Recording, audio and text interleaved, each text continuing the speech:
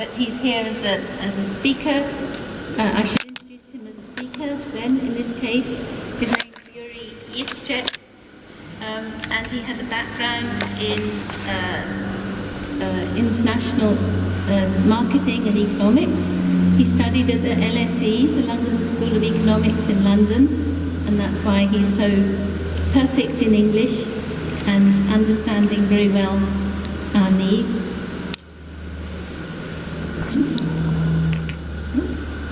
Not sure what that was. When we were having a meeting for planning the Congress, one evening Yuri was explaining at length about the very interesting background to beekeeping here in Ukraine and the recent history and how social changes actually had a big influence on people's interest to be beekeepers.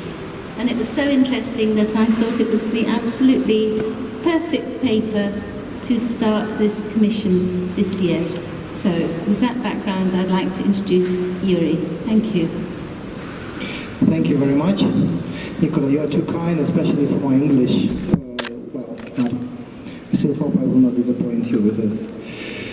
So the topic of my today's presentation is swarming industry, the unique structure of beekeeping in Ukraine, its history, reasons, and stagnant stability. So many of you have noticed in many materials that we have distributed before the Congress that in Ukraine you have an enormous number of beekeepers. It's according to the latest data, it's between 350,000 and 400,000 beekeepers. Given the total population of approximately 46 million, you get amazing picture. There is like almost 1% of all Ukrainian population is keeping bees. Well, trivial observations, they actually confirm this fact. Because if you know, I don't know how many Ukrainians you know, how many you have met in your life, but you will easily see in each case that almost each family has either a beekeeper in its family or their neighbor is a beekeeper, okay? So it's a very popular hobby. And this is, of course, the main reason that contributes to the huge overall production of honey in Ukraine that allowed us to take a lead in this gross honey output in the whole Europe.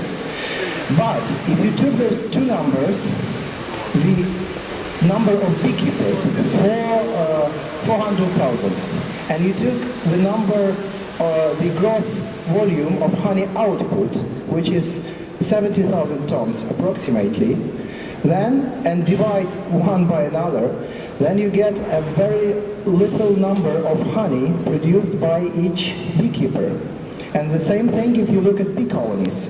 It's 3.5 million bee colonies in Ukraine.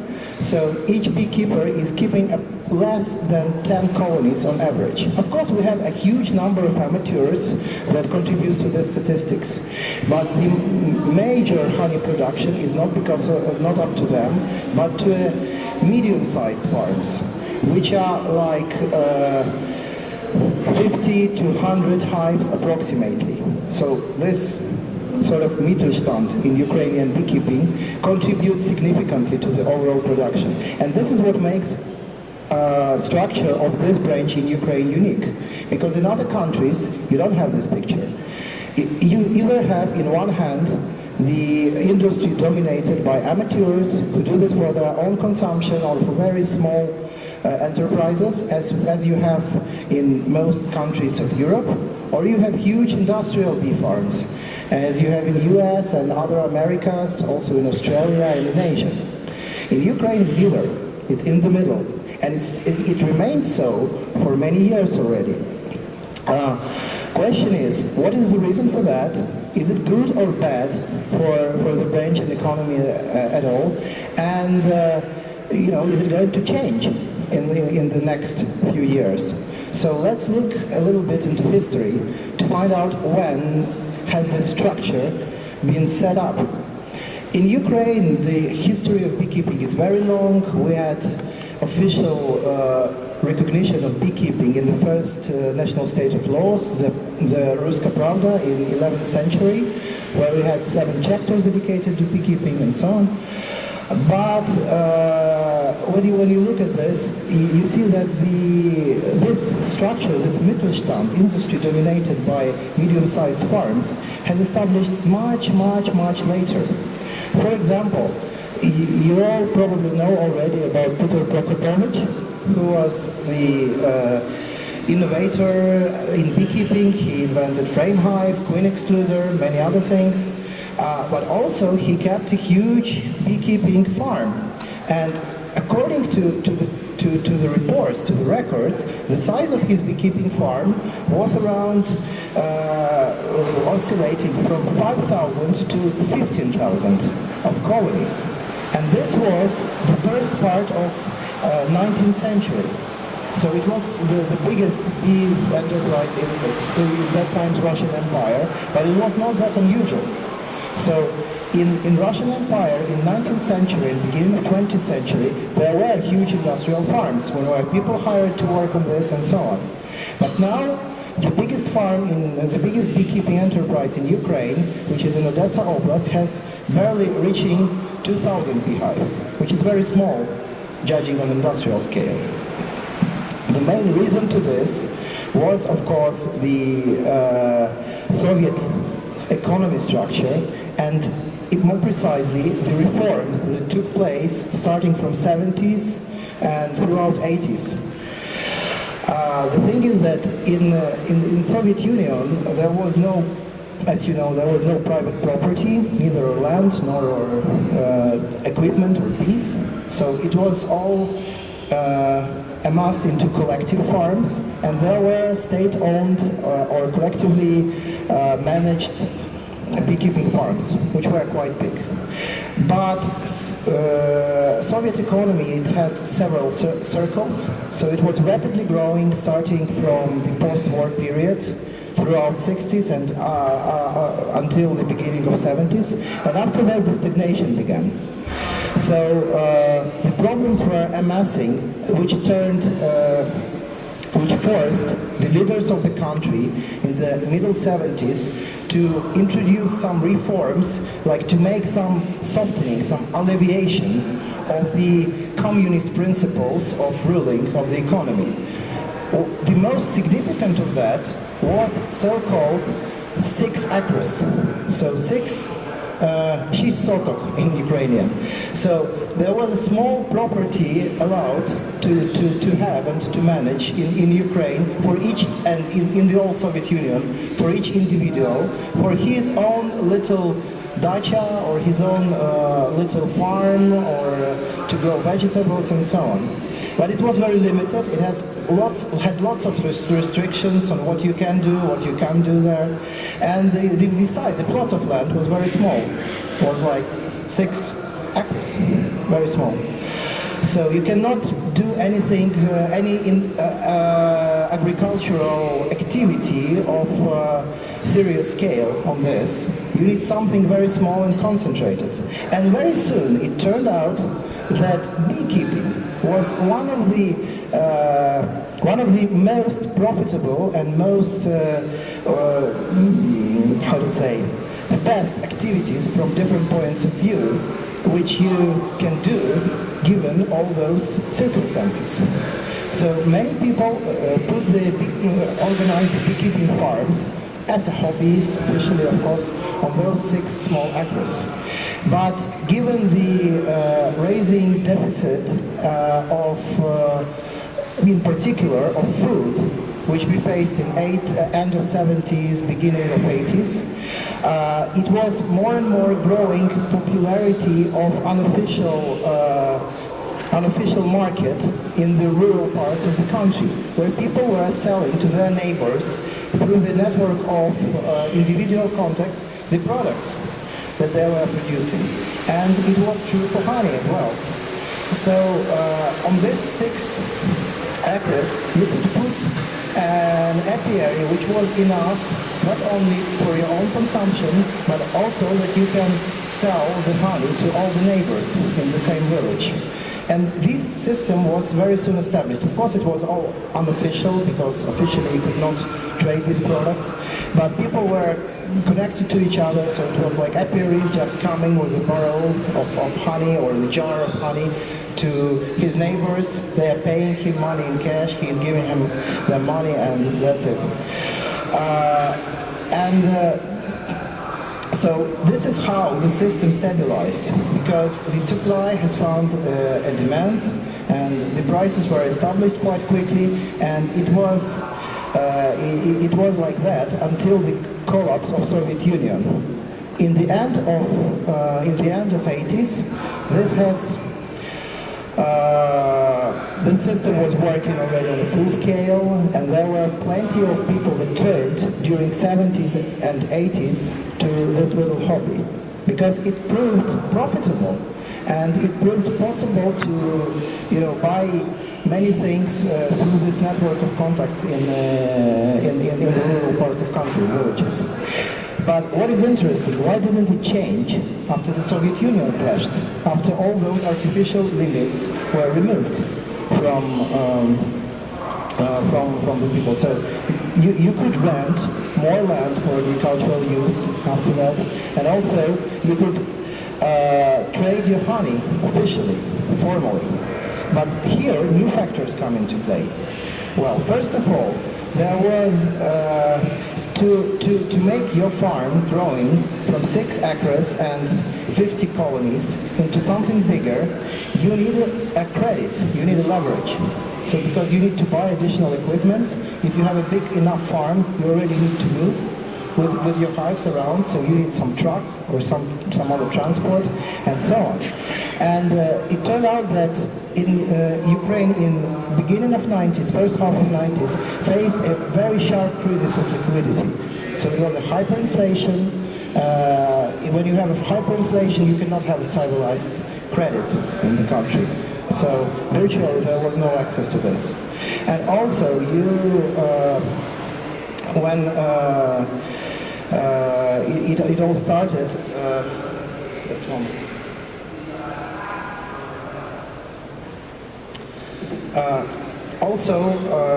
You could not use land as a collateral, so because there was a limit, there was no land market, and there still is no land market. There are some forces in present government that are lobbying this, but it's not obvious if this will be a good reform, making it possible to sell and own the agricultural land, not only to rent it. So there was no access to liquidity, which limited people from growing.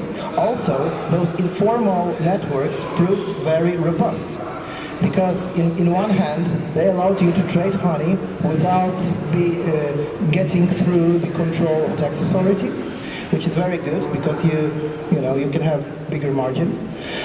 And also, you don't have to waste any additional money for sanitary certificates and so on. And given that all those structures are quite corrupted in Ukraine, you avoid lots of problems if you remain with this system.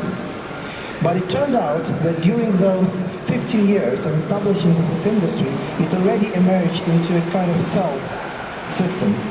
So it's hard for you to grow, because when you want to go to another neighbor in another village, they have their own beekeeper. And in the cities, it's the same, because people used to live in the cities but have this 6 acres outside. So they have already established this network of neighbors. For example, having a school that they supply with the honey, or some offices or somebody else. And the market was quite divided already at that moment. Also, the tradition in perception of the customer was already established. The customers during the 80s, the quality of products on the shelves of the shops, the quality of food was declining all the time. And we had lots of artificial honey, which was nothing to compare with the natural, and the natural honey was generally very bad on the shelves. So people had the trust growing to the people that they know personally, And this understanding that it's much better, you will get a much better product if you buy it directly from the farmer that you know personally than when you go to the shop, which limits the market for the possible bigger enterprises, because you cannot, at certain moment, at certain scale, you can no more sell your honey directly, personally. So these were all those little contributors to conservating this side of industry. But I think the main contributor here is the land reform, because is the limit for renting, for selling and buying, for creating a land market. Because as soon as you have a land market, you will, many of those small plots will amass into something bigger, and sooner or later the bigger farms, beekeeping farms, must emerge in this. But there is a huge limit to this. First of all, it is not obvious if this will be an improvement or if this will be a big mistake to introduce a land market here in Ukraine. It's not an easy question. In one hand, yes, it's a liberal step, liberal reform. It will help, it will untie hands of an agricultural producer, give him access to credit, to borrowing. But in the other hand, given the huge discrepancy of income between different groups, well, we have unofficial Gini index, which is we have official Gini index, which is not very high. So Ukraine is placed among people with medium discrepancy of incomes. But the unofficial one, when you take into account that, you know, most of wealth is not accounted actually, especially on the top, it's much bigger. So given this situation, it is a big risk that the land, we will very soon see the Lati funds, as you have in, and the problems associated with them, which are similar to those that Argentina faced on the break on the 21st century. So that is why it's rather ambiguous. The question, will it be better actually to have industrial beekeeping? Is also a big question, because on one hand, yes, you will have industry more civilized, you will reduce the shadow component. This way there will be taxes paid on a bigger scale, more control of the controlling institutions. But on the other hand, we all know about all the shortcomings of the industrial beekeeping. And these, by and large, of course we have them, but thanks to this Mittelstand system, we are not facing them on that scale as they do in America. And probably it's not that a bad idea to remain so. Small is beautiful. Thank you very much.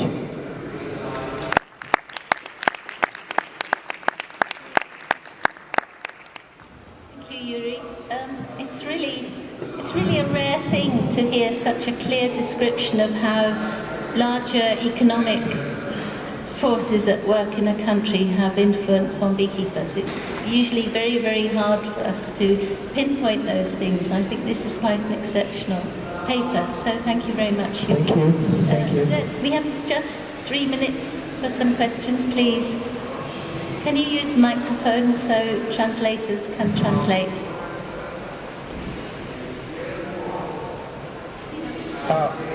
В нас є мікрофон у волонтерів? Maybe you can use the microphone here.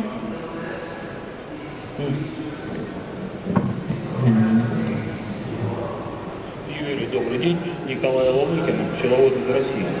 Вы здесь очень хорошо про историю сказали, развитие пчеловодства в Российской Федерации. Ну, вы знаете, после революции. Но вы не уделили внимания особо важному моменту, что на второй год после революции был принят декрет Владимира Виссарионовича о пчеловодстве. Вы работали с этим документом? Ну, там интересный пункт был написан, что никто не вправе мешать пчеловодству. А если кто мешал пчеловодству, тот становился врагом революции. Значит, это был клиент товарища Троцкого. И это дало существенную возможность развития пчеловодства до распада СССР. Okay, I think that's the first... вопрос. Вы еще не сказали. Интересный момент. В Советском Союзе практически весь год выходил на экспорт за границу. А те партии, которые не проходили ветконтроль, You're not using- хутор через границу торговался, уходил на внутренний рынок. И меда катастрофически не хватало. Из-за этого заменяли у нас мед искусственным медом. А настоящего натурального меда даже в торговле не было. Из-за этого проходил натуральный обмен между пасечниками и гражданами. Ну, это как раз, это, собственно, то, о чем я говорил. Дело в том, что тот мед, который шел на экспорт, он был учтен как мед, который шел на экспорт, только потому, что это все происходило официально. То есть он был произведен на государственных предприятиях, например, у нас в Украине был Kekeçoğlu, который его производил и экспортировал. Но вопрос в чем, то, о чем говорю я, оно не отмечено нигде в официальной статистике. Это все теневой сектор экономики, это прямой обмен между людьми.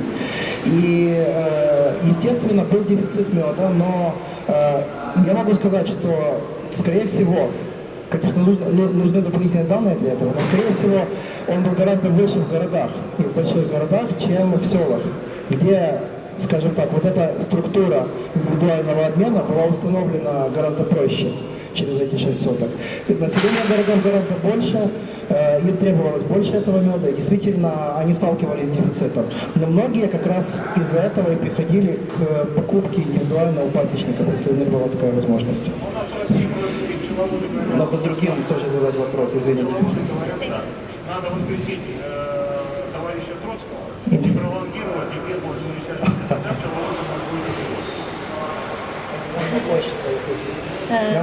Okay, I think that's the first time I heard Lenin mentioned at a beekeeping congress. It was some detailed discussion about Yurij's topic. Do we have time for one more question? No, I think it's because we understood what you were telling us, Yurij. Thank you very much indeed. And before you clap, I really have to add here that Yurij has helped us so fantastically in organising this Congress. He deserves a special clap.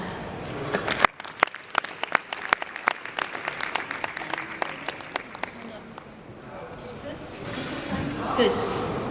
Great. Okay, our next speaker is actually my co-chairman. I'm not seeing him at the moment. It's that nervous moment. When it's Vladimir Afanasenko. Ah, here's Vladimir. Excellent. Vladimir is from Lugansk National Agrarian University, and he's going to tell us about beekeeping development in the Lugansk region. So thank you, Vladimir.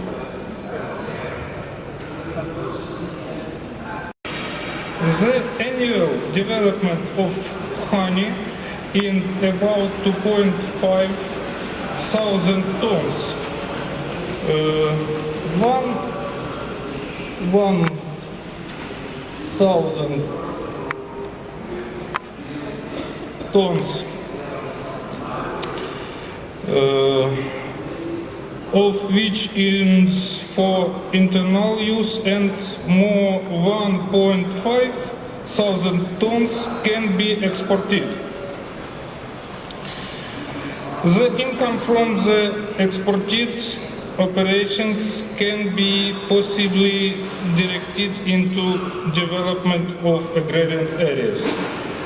Next slide.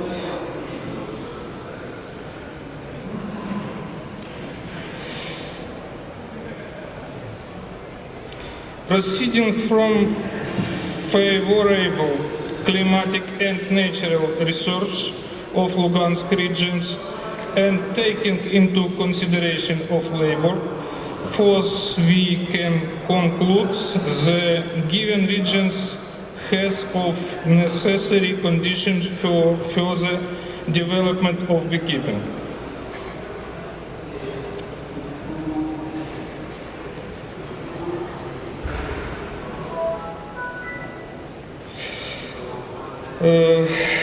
Therefore, new technological methods and beekeeping must be obtained, hence laborers must be technified and new enterprises for purchase and processing to be organized and localized in the area. This can lead to job creation for rural population. The first step in the development of this branch has already been made by Lugansk National Agrarian University. The new specialty, beekeeping, will train 2 bachelors was introduced in biotechnology faculty.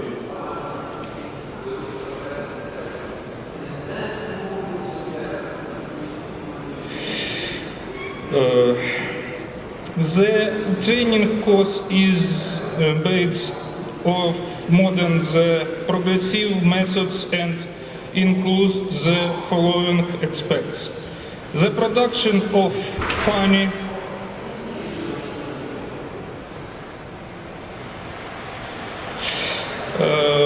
pollen, beeswax, propolis, and other products of beekeeping, bee selection and genetics of bee colonies, the processing and sales of the products.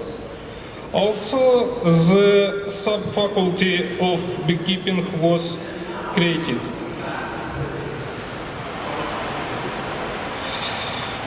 On the basis of its laboratory of beekeeping and the center of beekeeping were all opened.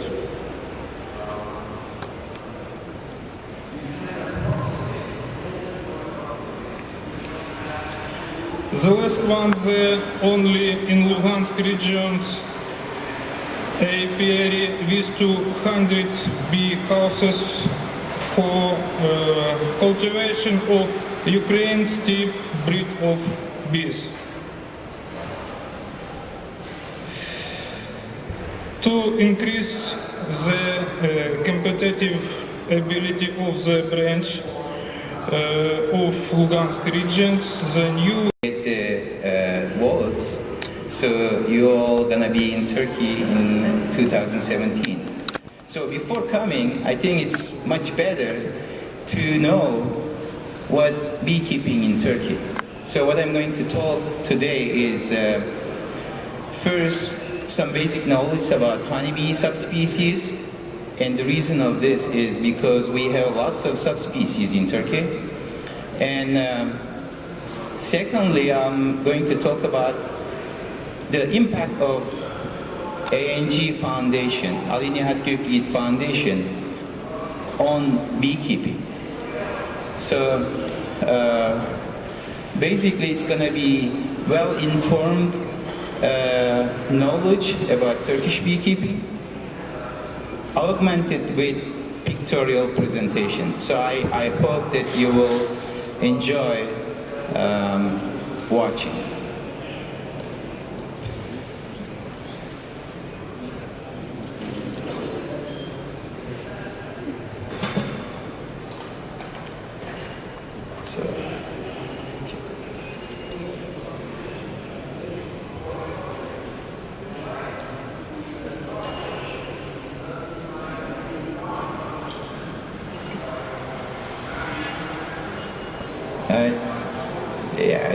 Yeah, we have plenty of time. So I can go fast, little fast, and then I can finish it, no worry.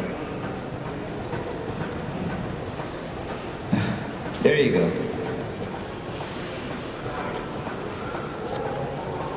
All right, so this is the correct presentation. So what are you going to listen, as I told, actually, the subspecies in the world, the honeybee subspecies, and the subspecies in Turkey. And then I'll give a brief introduction to Turkish beekeeping, and then what actually we did in Turkey by Ali Nihat Gökyiğit Foundation.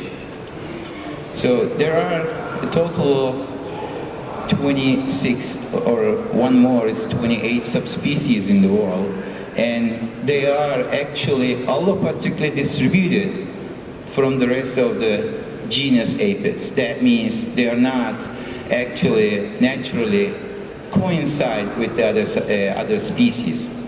And those subspecies are distributed in the old world, like Africa, Europe, and Central and Western Asia. So the new, recently described subspecies, Apis mellifera pomonella from Kyrgyzstan, is in Western Asia. So, by the human impact, now bees are all over the world. I mean, they're not native to United States and South America, they're not native to Australia or New Zealand and all the Philippines, Malaysia, but they're now all over the world. So bees are, that means, pretty important for us. And here are the subspecies. More than half is actually in the Middle East and in Europe. And when you look at Turkey, as the Rutner recognized, 5 different subspecies are present in Turkey. And it is pretty rich in terms of biological diversity. So these are the subspecies, and the one in written bold are the subspecies that are found in Turkey. And here are some representatives of those subspecies. There are varieties in terms of color or in terms of size. So my actual work is to distinguish these subspecies in terms of morphometry or in terms of biochemistry or in DNA. So that's what I am doing in university. So beekeeping is a big business, especially after 1930s. So it's continuously increasing, and I can say is that the current time is, I think, the golden age of Turkish beekeeping. So you are lucky that if you come to Turkey in 2017, you're going to get this experience. So this is our good chance. I don't know how many of you are going to vote, but it's anyway, I mean, even if you don't, I can convince people to come over if we get it. If not, you're always welcome. So really, Turkish beekeeping is started after Bodenheimer when he came from Germany in 1930s, and he established the institute, and then he made the first survey in Turkey, and then the beekeeping increased until now, and the number of colonies currently is more than 5 million. So Turkey is the second largest country in terms of having number of colonies in the world. So this, I mean, this is actually the numbers taken from the Food and Agricultural Organization based on 2013 records. And in terms of honey production, we are not that good, I guess, and we are ranked 4th in the world. So that means we are not really producing too much honey, although we have lots of number of colonies and we have lots of floral diversity as well. So the genetic structure is pretty rich. We have 5 different subspecies. That means you have a lot of sources to play with to improve. However, for the last 50 years, there's a huge migratory beekeeping experiences going on. I mean, although we have 5 different subspecies, but this migratory beekeeping practices actually admixturing the genetic resources in Turkey. And besides this, we have inadequate queen rearing, and queen replacement in the colony. So when these 2 events added to each other, then the diversity is at the edge of, losing. So what we should do, and how we should take some measures to prevent this event. So in terms of having a good honey production and increased honey production in Turkey, we should somehow prevent these 2 events, increase the number of queen production and convince beekeepers to change their queens when the old one is, I mean, retired. So some of the beekeepers are still keeping them. I don't know why. We have incredible amount of diversity in terms of floral also.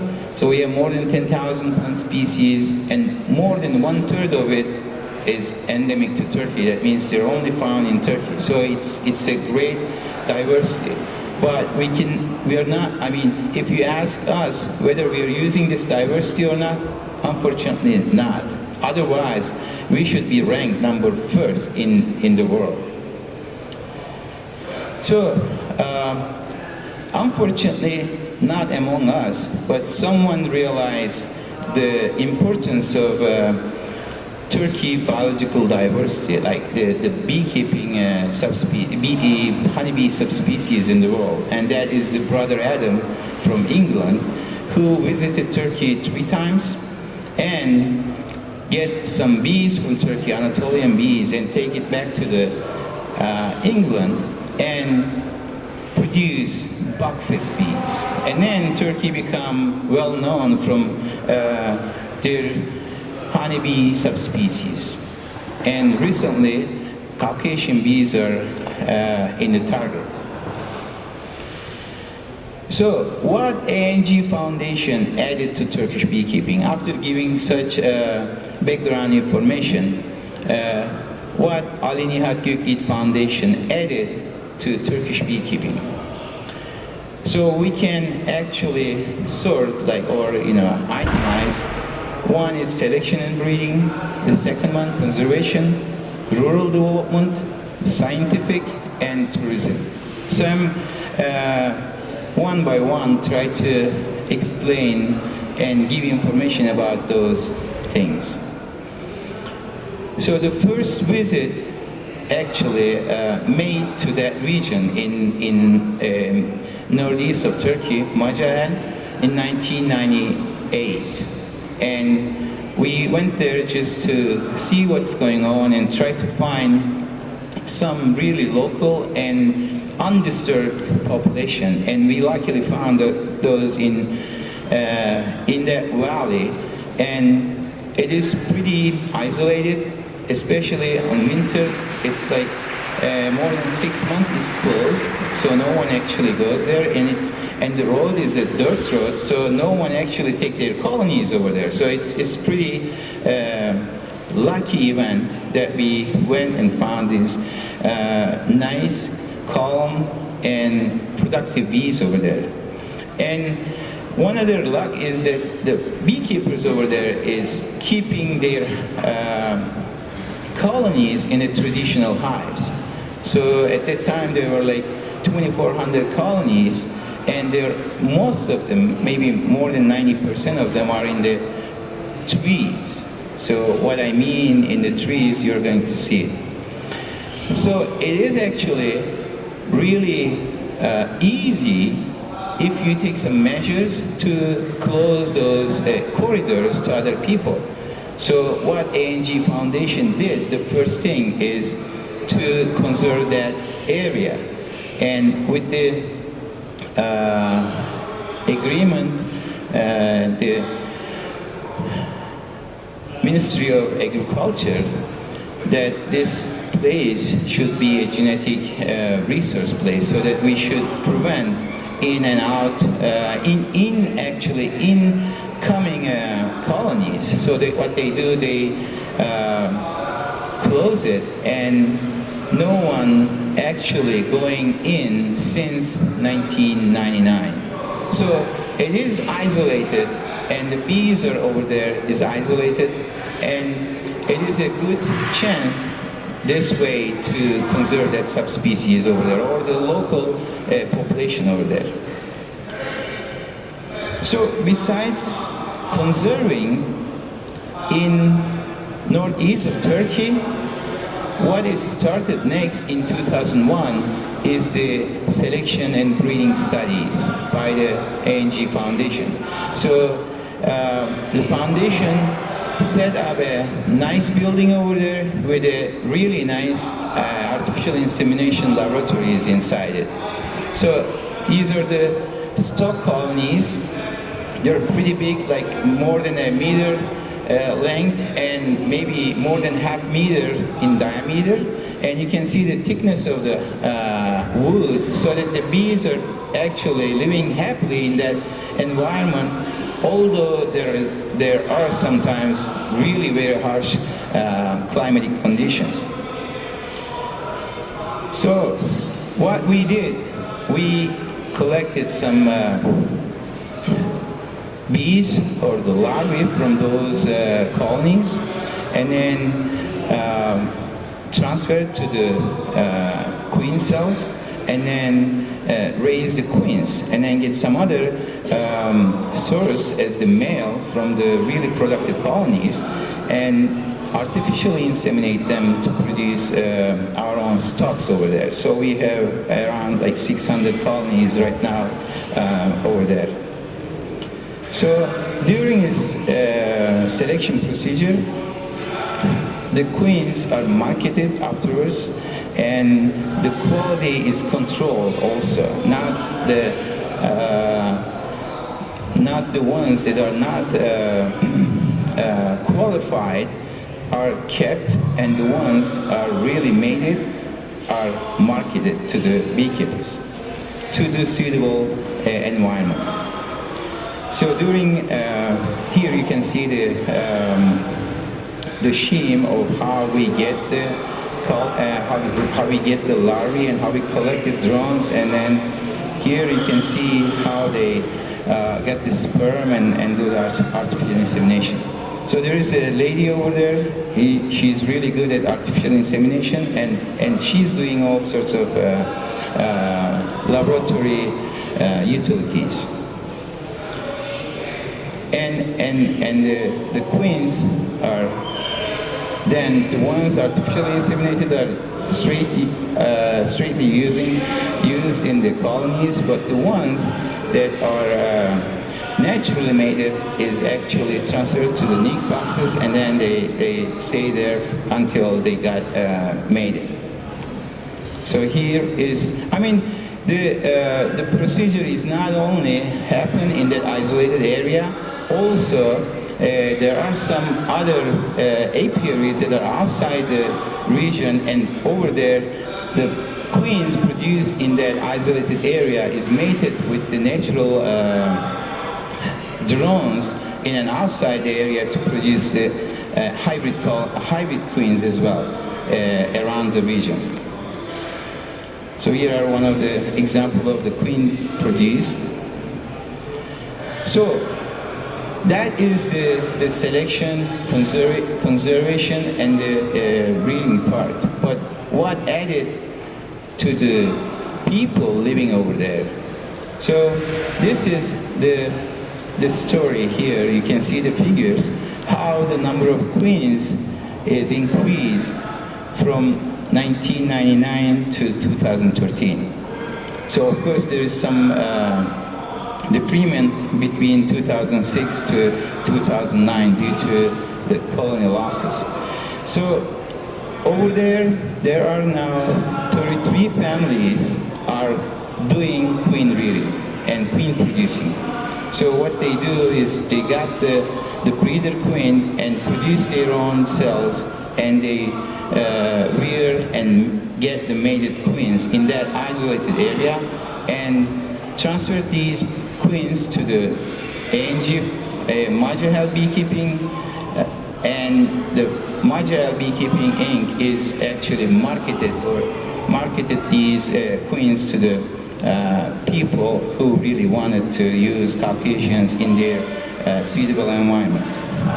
So the income of each family is increased from like $10,000 per year to $10,000. So they're making at least pretty good amount of money in that environment. And they learn beekeeping.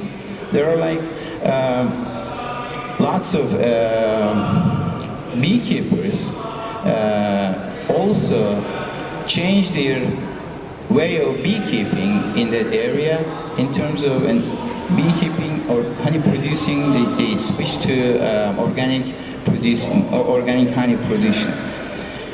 Besides these events, after these nice beekeeping experiences or practices over there, there are lots of other financial sources started to come, like IMF or World Bank or European Union. They are all supported this project and also added some more financial support into this project.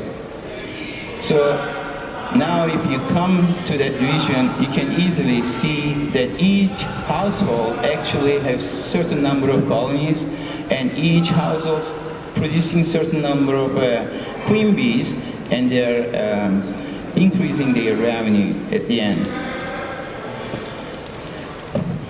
Also, the foundation somehow supported the scientific research as well, including my PhD research, and either helping collection or supporting financially. So we, at the same time, also studied these honeybees, and we characterize them in terms of morphometry, mitochondrial DNA, microsatellites, and allozymes. And in 2004, I guess, if I am not mistaken, these characteristics are all registered in by the Ministry of Agriculture. So here are some examples that we did over there. Besides supporting the research, also NG Foundation held one meeting in 2006, and we invited several people from the worldwide and also from Turkey. So they all discuss these issues over there, what is going on in here, and whether we're doing the right thing, or if we have some mistakes that we can, correct ourselves. So there was a really nice meeting over there at the time, and we have some resolutions that are all published in one Turkish bee journal. And what are we going to do in the future is we already get one other project to do the same thing as we did in Caucasian region, is in Anatolia. So we have a project with Central Anatolian honeybee, Apis mellifera anatoliaca. So we are exactly doing the same thing. We are trying to find the really local bees, as you see over there, and try to purchase some colonies and establish our own apiary. Now we have like 250 colonies over there. So we are trying to do the same and help to the same around that area. And maybe in the future, we are going to extend this research to the western side, and who knows, next year or the other, so we are going to do the same in the Aegean coast. Besides scientific or the other stuff, ANG Foundation also the first to start the bee safari, which is actually coordinated with the Bees for Development, headed by Nicola. So next year is going to be a bee safari year, so this is an announcement that you guys can get the flyers, and we also welcome you to over there to see with your own eyes.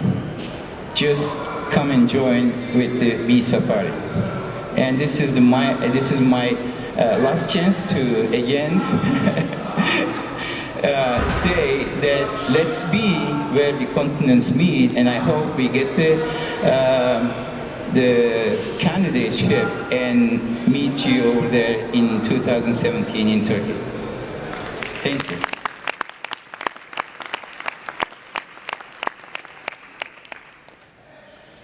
Thank you, Irfan. I think his talk shows so nicely how a foundation, in this case the ANG Foundation, began to support beekeeping and just kept supporting things over many years. And then after many years, actually many good things have come out that were maybe not anticipated at the beginning. But it just shows how beekeeping development can really work. And in this case has really added value to people's livelihoods in that area. He's a bit of a blatant marketing man, but he's quite correct. It's a fantastic area in Turkey. It's wonderful to go and see the bees there, and also the way the bees and the people survive in these beautiful, beautiful mountains, and fantastic vegetation and natural resources are wonderful. We're a bit out of time. Are there any questions for Irfan? Oh, here's one. You need to use the microphone. Yes. Can you tell a little bit more about the characteristics of the different characteristics of the Caucasian bee and the Anatolian bee? Well, I mean, if I tell the basic difference as from the beekeeper's eye is the size and the color. So the Caucasian bees are pretty big. Actually, the one of the biggest bee in all honeybee subspecies, and Anatolian bees are more yellowish and much smaller. And also the temperament. The Caucasus bees are pretty calm, but not the Anatolians. So, and the honey production and swarming? Swarming, I have no idea I can say, but as far as my experience, I think Anatolian bees swarm more than Caucasians. And resistant to disasters? Resistant to diseases. Well, there was a talk in this morning that the Caucasians are pretty good in hygienic behavior by one of the Turkish scientists, but I do not know anything about Anatolian bees. Okay, thank you.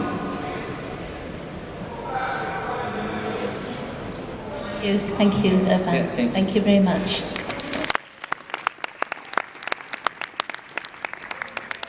Okay, so we're staying in Turkey for the next paper.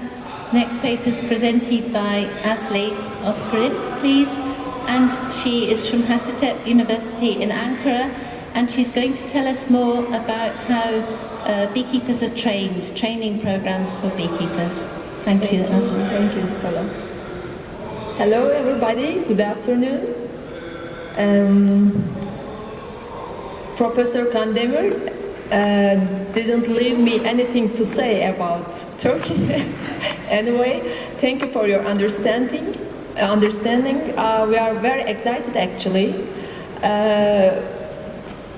Why? Because Irfan and myself hopefully will be as a scientific coordinator and general secretariat in local organization Turkey 2017. That's why we are very excited. Sorry. Okay, now I'm going to talk about the Sustainable Update Program for Turkish beekeepers' knowledge and its positive feedbacks from the field. And though we are many names in this project, but since I will present, so I put only my name, but I will introduce other names, other scientists during my presentation. And as you know, apiculture is one of the most important factors in the world, but not only for producing honey, but also pollination. And that's why all scientific research mainly focus on the vitality of honeybee colonies and their productivities. So our main goal is to increase the productivity of the colonies and also health status. Some beneficial applications have contributed to beekeeping from the experiments of scientists, though sometimes it would be very difficult to convince beekeepers for new technologies. I mean, okay, you are right. It would be difficult to accept the new technologies because your apiaries are not developed for only experiments, of course. But sometimes beekeepers prefer to keep their own methods by themselves. That's why we create the update program for beekeepers' knowledge as a project. Okay, there are many activities in Turkey for beekeeping and beekeeping development. I'm going to talk about including this project supported by Turkish Beekepers Association. So this is the main project for the education, for the training for beekeepers. And we taught this project to develop beekeeping techniques and broke the resistance of some of the beekeepers, not all of you, against the new findings. This project has been supported by Turkish Association Beekepers and was performed by the scientists and also the experts from Ministry of Agriculture and some honey traders and equipment producers. So actually this project called as a collaboration between all sides of beekeeping. This was the most important thing. Up to now, between 2009 and 2012, 157 of beekeeper meetings have been organized in 71 different places in Turkey. Actually, that's a huge number because all organization is not easy to manage. So beekeepers announcement and the place and also the content of the education, not education, maybe content of the program, in order to determine the explanation, pretty difficult. And we meet in really different places because, like Irfan told you, that sometimes we were on the mountains and we gave a seminar on open field, open area, and sometimes we met in small cafes. So really different places we met. Sometimes luxury conference halls and meeting rooms. Sometimes we were crowded, sometimes a few. But it doesn't matter some physical conditions of meeting. The important thing is the quality of the meeting and what we teach, what we explain to the beekeepers to convince them to the new developments, new findings. In this project, 18 bee scientists from 12 different universities, who are the specialists of kinds of subjects as genetic, vitality, microbiology, colony development, queen quality, bee health, bee products, and etc. So they have been giving seminars theoretically, then sometimes practically. Theoretic seminars are quite easy to explain something, to say something about beekeeping.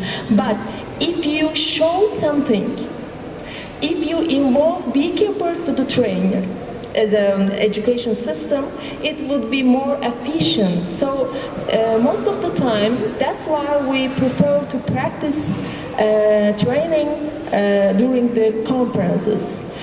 The most efficient practice training was another project integrated with this project, the training project, belonged to the Namık Kemal University and assistant professor Devrim Özkay, and he managed this project with beekeepers practically about hygienic behavior tests and also rearing queen bees for instrumental insemination and also sperm collection and instrumental insemination as well. in Muğla region of Turkey. Muğla beekeepers are professional beekeepers, commercial beekeepers, and they produce pine honey. And pine honey is special for only two countries in the world, you know, Greece and Turkey. And the main part is produced by Turkey. And other facility of the project to produce all instruments for artificial insemination. So beekeepers can use their own products, their own machines for this experiment. And this was very, very good for Turkish beekeepers. Sorry. In content of the program, there is also a section at the end of meeting between scientists and beekeepers in order to ask questions and share experiences from laboratories and fields like a main goal of APIMONDIA Congress. We are here. Why? Because this is APIMONDIA is the big opportunity for meeting scientists and beekeepers together. So we are here to share our knowledge, and we are doing the same thing in Turkey with this project. Beekeepers and scientists can meet, and after the seminars, beekeepers and scientists can share their knowledge and discuss and talk about honeybees. But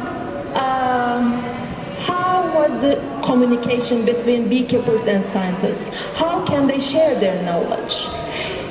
Could they use the same terminology? Could they observe from the same perspective? Or could they have the same background? Sometimes you know that sometimes we have problem between scientists and beekeepers to communicate each other. For instance, I'm a microbiologist. So when I'm explaining something about foodborne disease, for instance, Penibacillus larvae, okay, I'm used to use Latin terminology like spore-forming bacteria, or sporulation process, or gram-positive bacteria. So this terminology is not familiar for beekeepers. And on this point, I think that scientists may have special tasks, except from science, the social task, to explain the beekeepers' scientific findings as a different way. That's why I brought a video up with me, and hopefully it will work. Yes, this. Oops. In this video, I'm explaining the sporulation process of Penibacillus larvae and explaining why beekeepers shouldn't use antibiotic for spore-forming bacteria. Please watch it. If it works. No? Sorry. Can we arrange video to play?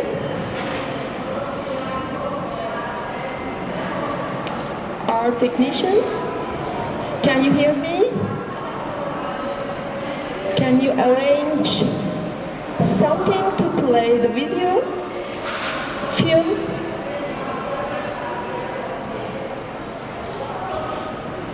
Because I already uploaded the film as a separate file.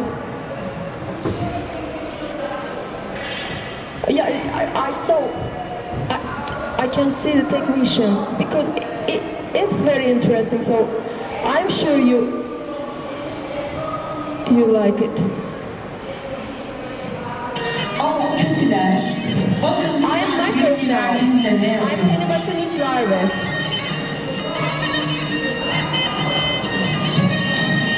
İşte bunu yapıyorlar. And now Hemen üzerlerine bir kılıf geçiriyorlar ve ve o kılıfla birlikte hiç seslerini çıkartmadan tehlikenin geçmesini bekliyorlar. Bu arada yanınızdaki, yörenizdeki iyiler telefonu gitmiş zaten. Okay, so by this way, no one can forget the sporulation process of Penibacillus larvae from among beekeepers.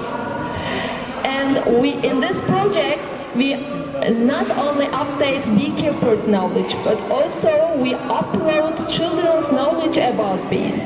So we had several seminars, besides beekeeper seminars for children, because we know that new generations are very crucial to keep bees, to love bees. So we were visiting kindergartens, and then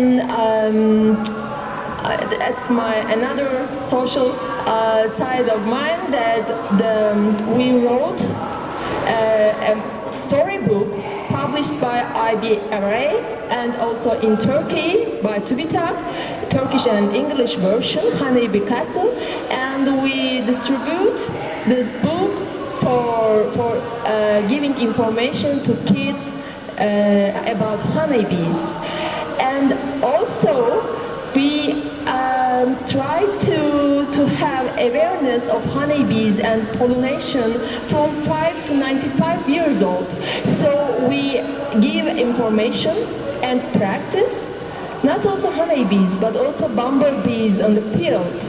So kids can learn that the importance of pollination, and then they can make some application on the field, and they can be involved in the project by this way. And also we gave seminars in primary and secondary schools to beekeepers, professional beekeepers. And do you know that meanwhile, I would like to thank you, Professor Sorkun, because she created the day we celebrated every year, 29th of May. Every year we celebrate World Honeybee Day in Turkey, in different provinces. So we take attention of the public, not only beekeepers, but also all people who eat honey, who use honeybee products, to the importance of honeybees. So sometimes although if you are a scientist, okay, she's me, and the professor, although if you're a scientist, no options, you have to dress like honeybees. Okay, and also we organize some competition between children, drawing picture of honeybees, and then some competition about play a role and behave like honeybees. And okay, we continue the project, but we wonder the feedbacks of the project after 4 years application. So we record 4 positive feedbacks of all of these efforts, and because we can follow all developments from our beekeepers registration system, because we can, by this system, we can monitor of bee disease, chemical use, and also some data belongs to our hives. And we identified 4 main feedbacks of the project. The first is decreasing the rate of illegal use of some chemicals against honeybee disease and also residues.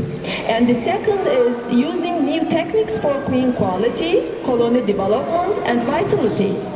And third is keeping local bees as local ecotypes to improve their productivity, disease resistance of colonies, and also genetic biodiversity.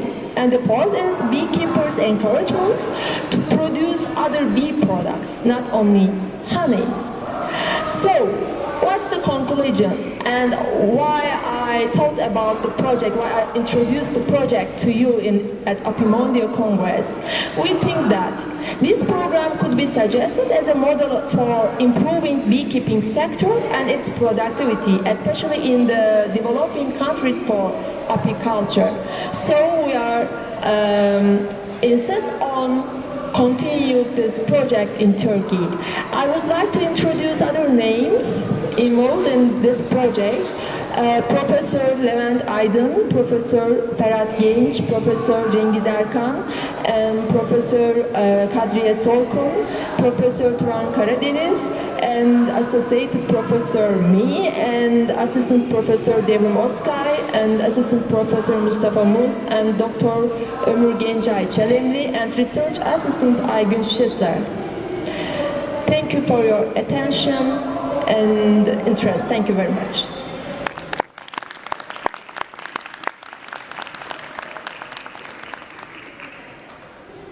Thank you, Asli, your nice paper.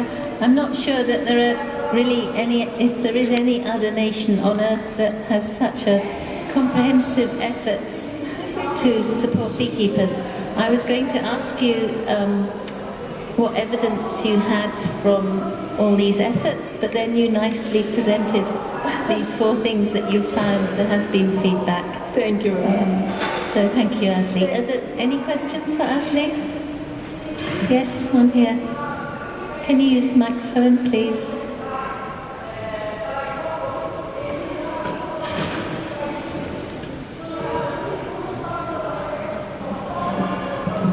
The education for beekeepers in Britain, in Holland and Germany is via courses, training courses for beekeepers or person who want to be a beekeeper. I heard, thank you very much for the information for your project, but aren't there beekeeping courses like there are in Western Europe, where people get an education for becoming a beekeeper and learning the beekeeping skills, not in a seminar, but regular courses for over 1 or more years. And there are, in Britain, you know about Britain, there are courses and certification that beekeepers have a special skill. Yes. But I'm missing that, and I wonder, Turkey is a part of Europe. The Turkish are the same as Western Europe. Yes, so, we have the same courses at the beginning to certification program for beekeepers. Anyway, we have, but the difference between the courses and this project, even though you have an education about beekeeping, you have to update your knowledge every year, maybe every 6 months, okay? At the beginning, anyway, you got some information about beekeeping at the start point, but then science is developing and new findings, and so no need in every year, once a year, to attend APIMONDIA Congress. Anyway, it's very good to attend APIMONDIA Congress, but the national way, you have to update your knowledge. Okay, and then that's why we suggest this model, this project as a model. If you update your knowledge and follow the findings, if there is climate change or some colony collapse and something as a bad thing, you can make comments or manage your colonies with new developments. That's why we are here. Okay, thank you too. Thank you, Bob.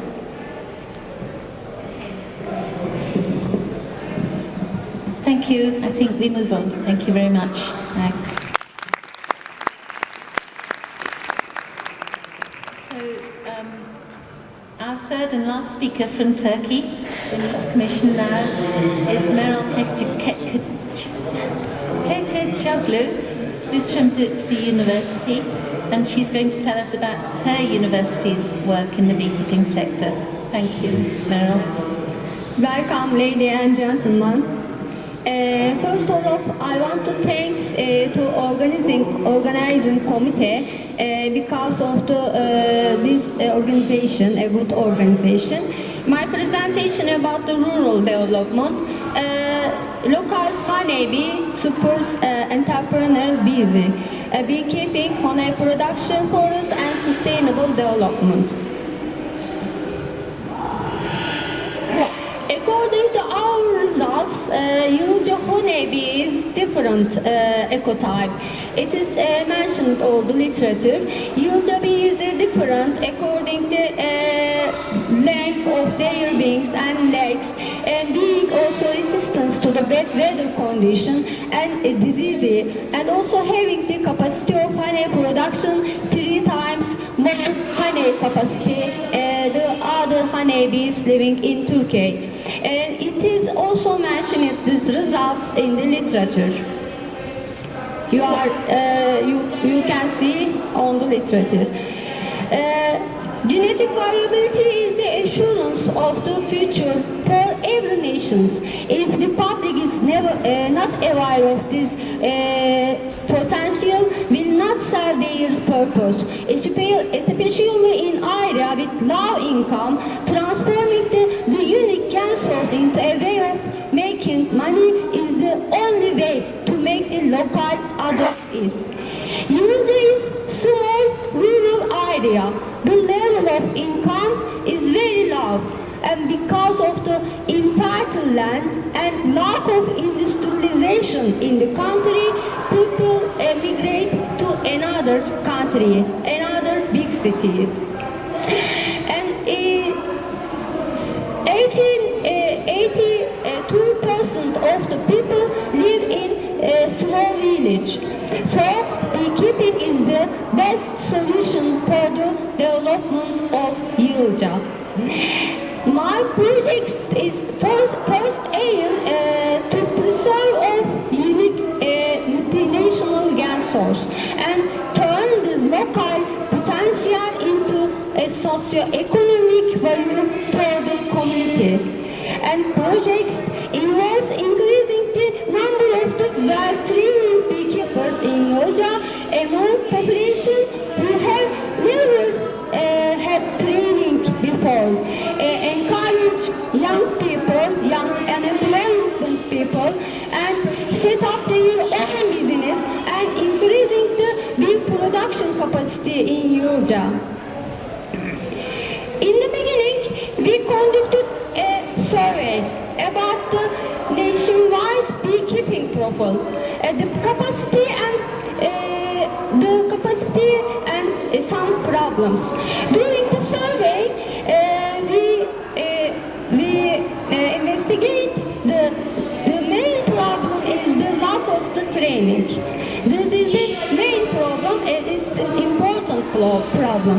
To solve these problems, we established Yurij University Beekeeping Research and Application Center to training and give some knowledge to beekeeper. To place the Yurij bee in related literature as a morphologically different, and to develop 255 hectare forest area to train a minimum 15 people on beehive, honey production and entrepreneurship. And again, Yurij University Beekeeping Application Center arranged 2 international beekeeping workshops, 4 seminars and 2 training courses with certificate on beekeeping and honey production. And 27 people obtained certificates for queen bee breeding. We encourage housewives, young women and disabled people to attend the courses so that these people could acquire employable skills.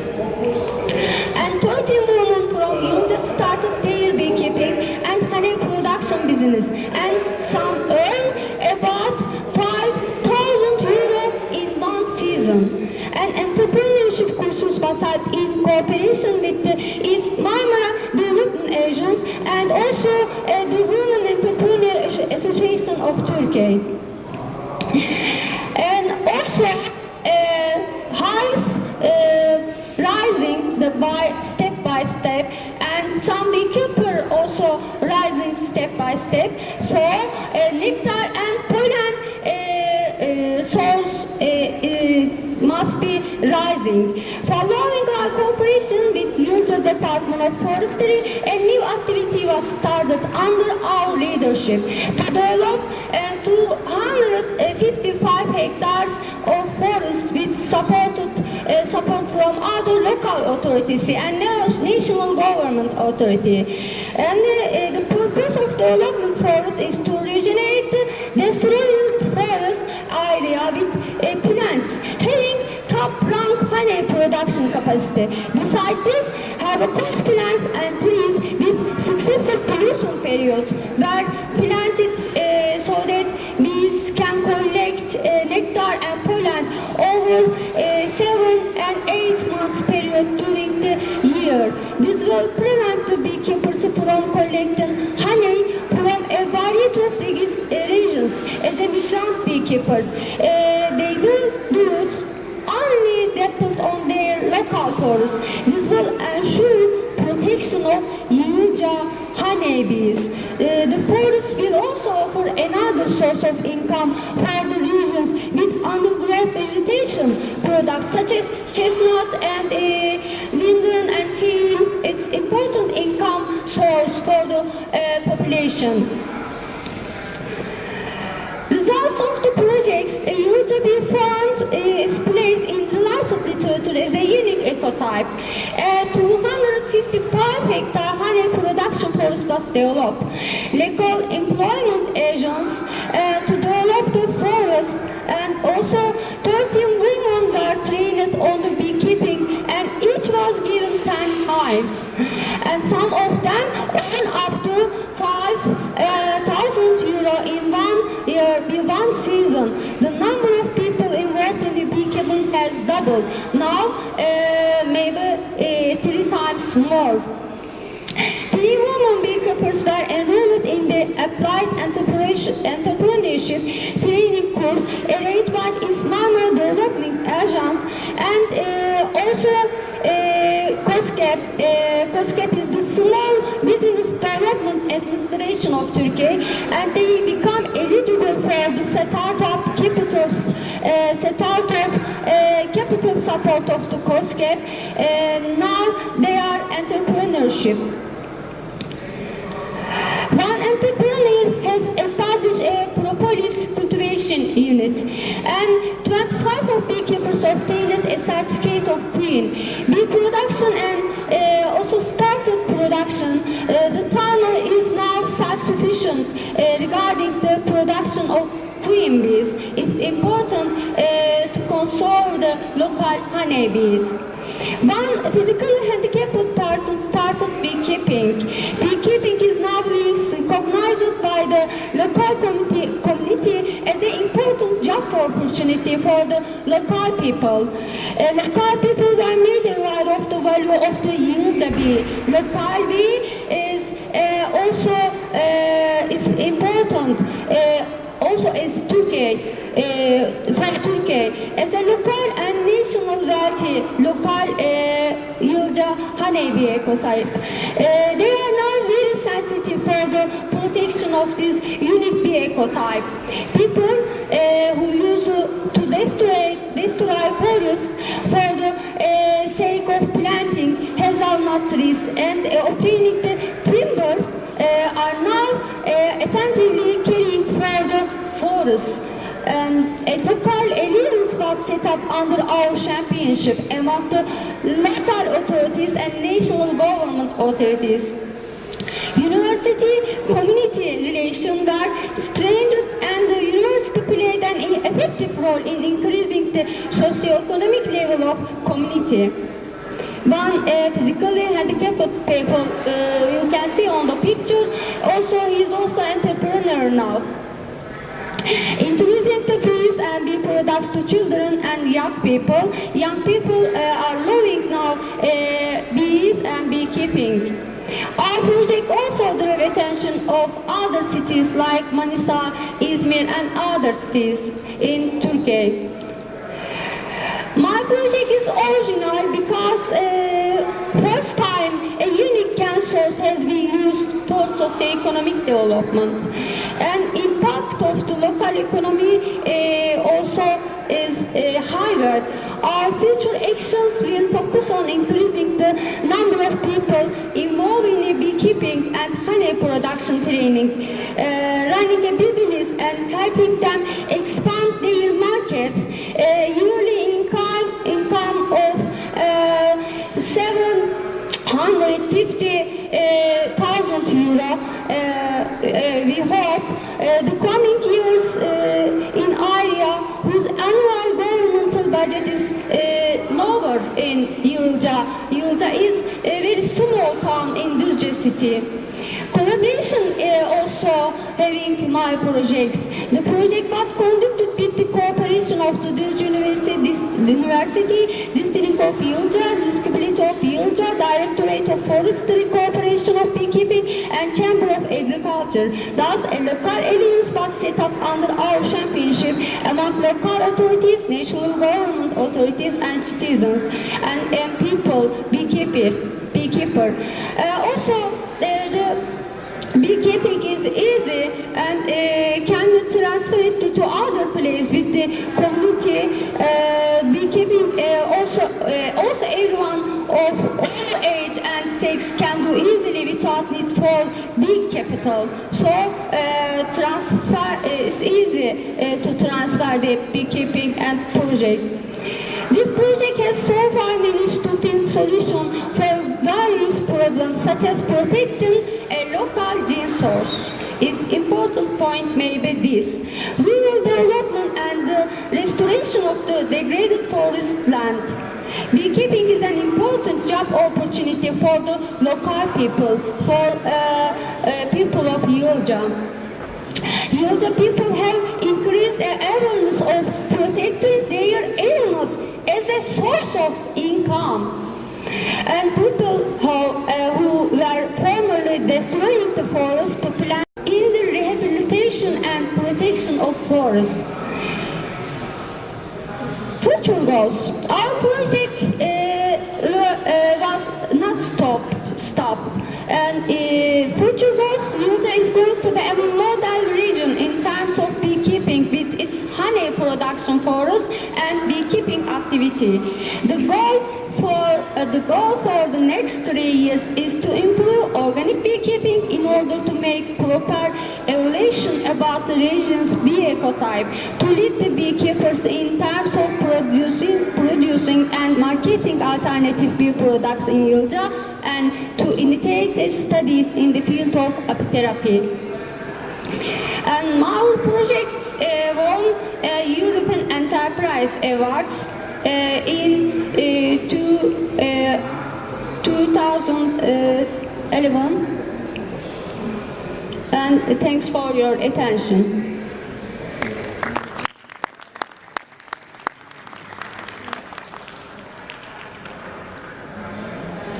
Thank you very much, Meral. Do you have any questions for her? Well, I have a question which you may answer, or maybe any of our 3 Turkish presenters may answer. Listening to you talk, it sounds as if there must be unlimited market possibilities in Turkey. You're giving amazing data, like somebody making 5,000 euros in one season. Yes. Is the market really so buoyant in Turkey? What are you guys? 5,000 euros. Yes. Yes. Are you eating more honey than the rest of us, or what is the secret in Turkey? Any of you are welcome to answer. Okay, you said that one of your women could earn 5,000 euros in one season. Yes. That's a wonderful Yes. profit. That's profit. 5,000. The housewife and for the Microphone. yes, 5,000 euro housewife earn 5,000 euro one season. This is it's perfect for housewife. So they earn for children education of children. Sure, but is this from sale of honey? Just Yes, only honey from the honey. right. Okay, and the support you're giving, is it subsidizing this production?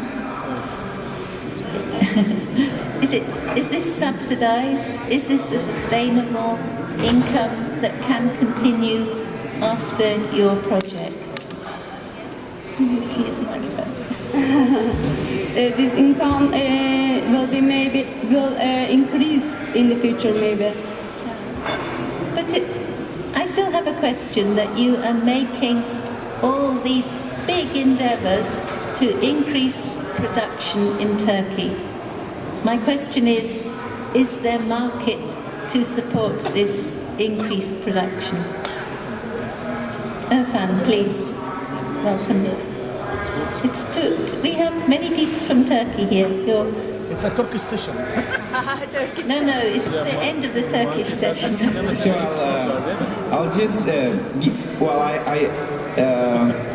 I work in Black Sea coast for a long time, so I can just give one example over there that I knew very well. The beekeeper, he is a retired person, and he has only like 80 hives, I can say, and he's producing chestnut honey, and the chestnut honey in Turkey is around 60 liras. That means it's like $30 at least. So if that person makes like 1,000 kilo of honey, that means it's like $30,000 in a year. Well, this is just for honey. He's producing queen bees, his own queen bees, and he's selling queen bees. Also, he is in a really good pollen time. He's collecting like more than 20 kilogram of pollen, and the kilo of pollen is like $50. So that person makes pretty good amount of money, and I can tell you, he is running out of that honey in a short time.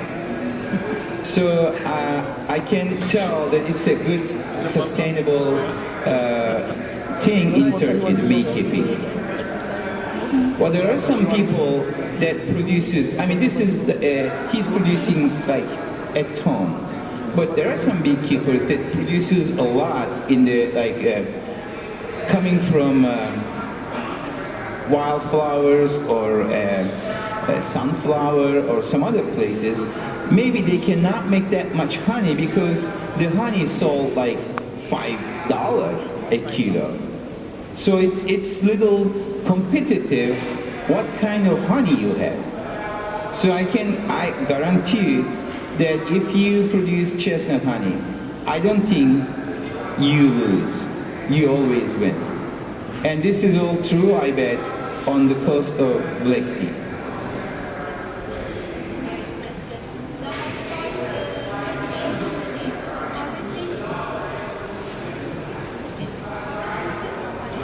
Black Sea. Housewife generally, commonly harvesting chestnut honey in Black Sea. So chestnut honey is expensive, more expensive than flower honey, and so earn more money. And they sell themselves. No, they sell the big markets. They sell themselves, so earn more money. Well, you had the experience to go to Majer. I mean, Ahmet İnci can tell us more his experiences, but I knew one lady over there, he had no experience at all in beekeeping since we started. And then she learned how to produce queen bees, and I think she's making pretty good amount of money. I mean, in those conditions. So, I mean, if he has nothing within a year as a revenue and getting like $20,000 in a year, it's a pretty good amount of money.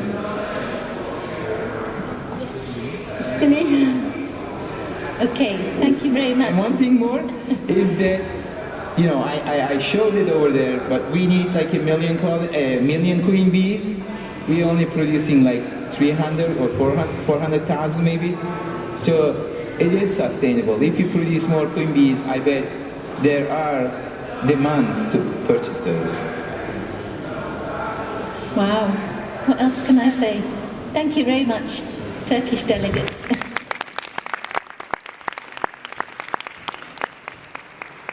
Thank you. I think Turkey really is an amazing country for the amount of beekeeping and the marvellous markets that exist for the products. I'm sorry that it's so difficult to hear in this room with the parallel session next door. I will try and do what I can to improve the acoustics because I know it's very difficult to hear, so I'm sorry. Yes? What? Okay, Suzanne is telling us that you can hear better if you listen through the headphones, as long as you listen in English or Russian. Okay, so we're going to move. I'm sorry, we're saying goodbye to Turkey, but we're saying hello to Jordan. We're staying with the same subject, this issue of how to train people very well about beekeeping, and I'm very pleased to introduce my friend and colleague, Dr. Nizar Haddad. He's from the Jordan Agriculture and Research and Training Institute, and he's going to give the next paper. Thank you very much, Nizar. Well, first of all, thank you very much for allowing me to give this presentation.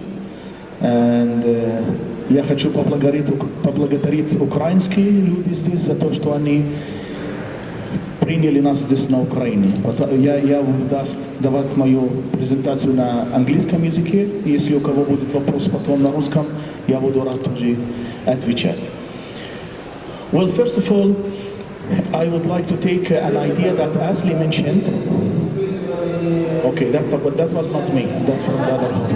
Okay, so Asli mentioned that there is a problem in communication between scientists and beekeepers. And she tried to solve this through building bridges with beekeepers. But we had to go a little bit farther step, trying to build communication with school kids. And in order to bring them to the love of loving the nature, using the bees as a tool for education and as a tool to build their relationship and strength of love to the biodiversity and the contribution that honeybees are doing to nature. My talk will have three main kind of lines. What is Hobos and the online education, Hobos as a cross-cultural approach, and bee gardens and exhibitions. Why should we use honeybees as a tool for education? Well, scientists along the whole human history were all the time fascinated by honeybees. You know, Darwin, Einstein, Pythagoras, Hippocrates, Aristotle, all of them were very much involved. Also, if you go to, I'm coming from Jordan, for example, Jordan was the origin where John the Baptist was eating wild honey. And also the Mesopotamia area, which is from Iraq and ending by the Mediterranean Sea, was named the land of oil and honey. So that area is very rich with the history. Also the Bible mentions about Jordan and Israel as the land of milk and honey. So also in Quran, when you go to Quran, there is a whole surah which is talking about honeybees and the product of honeybees, how useful. When you go also to Greek history, I know that maybe I'm preaching to converted, but I would like to tell you a few information. For example, when you speak about the god of love the Greeks had, all the time he was associated with honeybees, because love is sweet like honey and painful like the bee sting. So it's very interesting across the whole human history. People were all the time interested in honeybees. What is Hobos? Hobos is abbreviation or acronymus for Honeybee Online Studies, and it's trying to bring the beehive inside the school and the university and even to kindergartens. I would like the patron of this project is Princess Basma bint Ali of Jordan. She is the cousin of King Abdullah, the King of Jordan, and we try to pay the attention of people asking such leader figures to help us. She is the نجميتي تجاوزت na ekran. نجميتي تجاوزت na ekran. I'd like to welcome you to the Hobos website. I encourage you to come and visit the website because it's a wonderful educational tool and not only for school children but also any person who's interested to know more about. I don't know if you can hear what she's saying. The thing about the Hobos website is you can see a live feed of a real honey colony in that website and learn more. Furthermore, you can also learn the techniques of scientific research of how to conduct your own science, and it will spark your curiosity and answer more questions. And behind me, as you can see, is our new educational garden for honeybees. And I do encourage you to come and visit us at the Royal Botanic Garden in Jordan, inshallah. Well, this is a promotion film that was given by Her Royal Highness the Princess in order to attract the attention of people, in order to, why a princess is talking about honeybees, but she is a pro-environmental person, and behind her you can see the bee garden that she's been talking about. I will be talking about it a little bit more. Can I have a microphone, a remote microphone? Дайте, пожалуйста, микрофон. Этот микрофон не работает хорошо.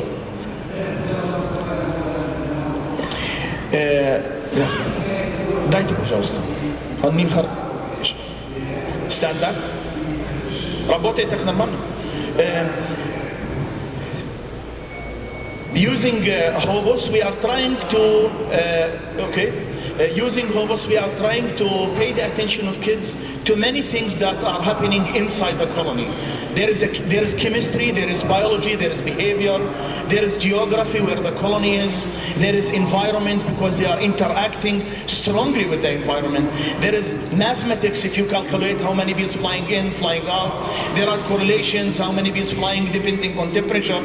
So there are many aspects that can a kid learn just by monitoring one colony, because a beehive can present a whole ecosystem in one place, a whole community, a social community, or as scientists call them, superorganisms, because they are very well organized. Hobos now is active in many countries, as you can see: Germany, Jordan, Chile, China, England, Luxembourg, and many other countries. So, and also it is working independently in other countries. These countries are working through building bridges between schools. So kids from school, for example, in Jordan and another school in Germany, they will bridge together and they conduct scientific research together on a colony which is located in Germany at the moment. And this is an example where kids from Jordan are working with kids from Germany, kids from England are working with kids from Chile. So, and they are conducting research together by monitoring this colony. So in order to use that website, you don't need to pay anything. You just go to the website. It is by Würzburg University. The scientist there is Professor Jürgen Tautz. And you just go visit this website.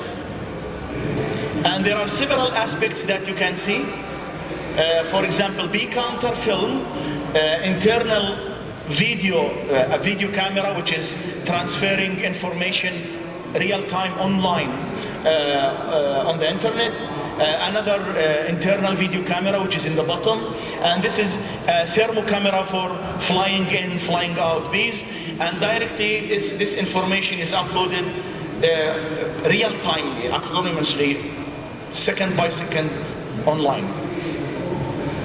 And high technology is used to transfer all the information online, where quick servers are working and uploading this information online. If you pay your attention here, this is number one, this is a camera that is taking pictures for the entrance. Another camera, this one, number two, which takes pictures for outside. Oops, sorry. This is the thermal camera. This is the bee counter.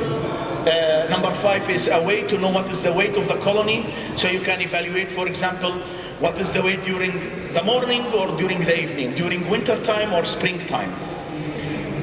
The hive itself, the servers that transfer the information online. Then you have 12 sensors, thermosensors, that collect the information from inside between the frames, and also from the front and from the back of the hive. In addition to that, this is the internal camera. So there is a lot of high technology which is used inside. In addition to that, in order to give the kids the opportunity to make correlations between the environment and the beehive, here you have two independent meteorological stations, where the information also is uploaded second by second online. Нажмите, пожалуйста, на кнопку. На экран, прямо посередине. Не работает? Посередине. This should be the hive entrance if it works. Нет, посередине просто нажмите. Нет, не работает. Нет? Хорошо. This used to be the hive entrance. Could you try this one? Попробуйте, пожалуйста, вот это. Посередине. Нет?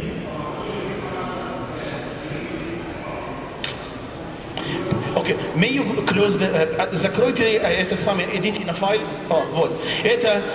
this is the entrance with thermal camera, so it is counting. You can see here, this number here.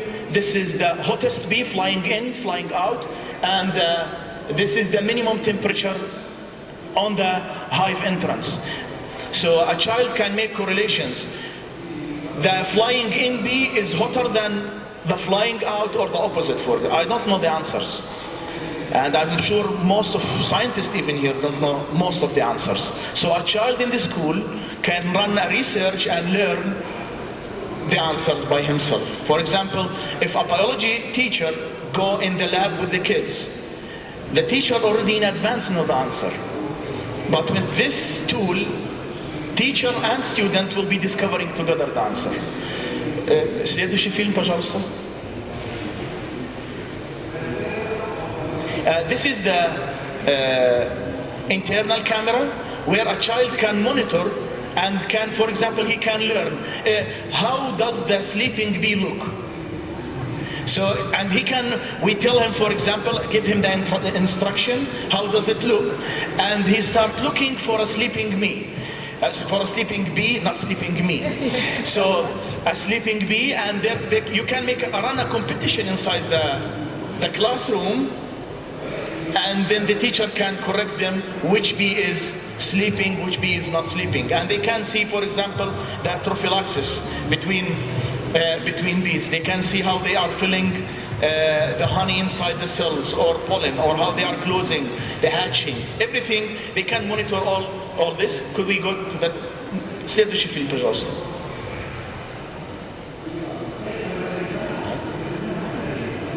Следующий фильм, пожалуйста. This is the hive entrance. So they can run correlations. They can run correlations by saying, for example, the temperature is 25. how many bees are flying in, flying out. They can use their eyes and count, or they can use the electronic counter, which is counting how many bees flying in, flying out. He can also make correlations, how many bees had died outside. So every day they can do these calculations.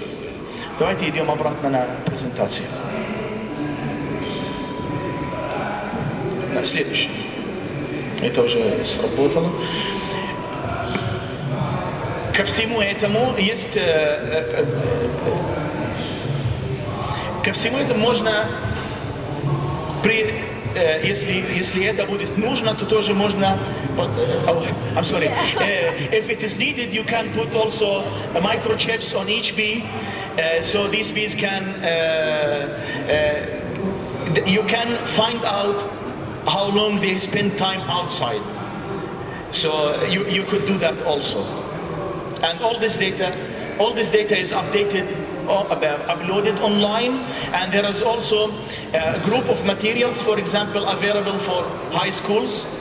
In high schools, material for biology, mathematics, physics, and how they can correlate all these things together depending on the level of the kids, if it is elementary school, kindergarten. Then you need just to create your own account. It is also available for free. And you determine the time, for example, when you want to start your monitoring data and when you want it to end. So you can draw your graphs. Then you decide, you choose maximum up to 6 measurements that you want to correlate. For example, number of flying bees with temperature and the weight of the colony, or wind, temperature, wind and something like, or temperature in, temperature out. You can see there is a big number of measurements that you could pick.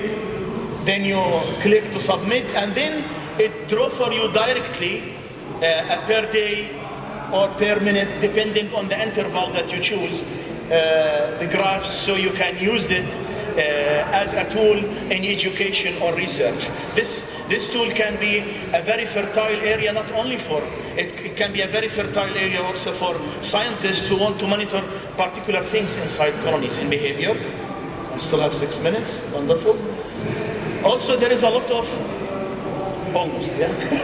There is also a huge amount of PDF files that can be downloaded and used as working sheets in schools or universities. So the second part, similar to what Asli have shown, or what the project which Alexandros from Greece is doing, and he is also involved in this, and he's here the whole, I'm happy that he is here. So you go to kids and you show them something related to honeybees. They do things by hands. You can use the screen, so they can also, when they go home, they could show to their parents this issue. Also, we try to prepare materials. This material is kind of an exhibition. It is printed in Arabic, in German, and some of it is written in English. It was exhibited in Luxembourg, Würzburg in Luxembourg, in Würzburg in Germany, in Jordan. Now it is prepared to be printed in Mexico, and any country is willing to print this website, keeping the copyrights without money. They can reprint this information. This is a big size, but you could go also for small sizes. This is the under establishment, the Royal Bee Garden in Jordan.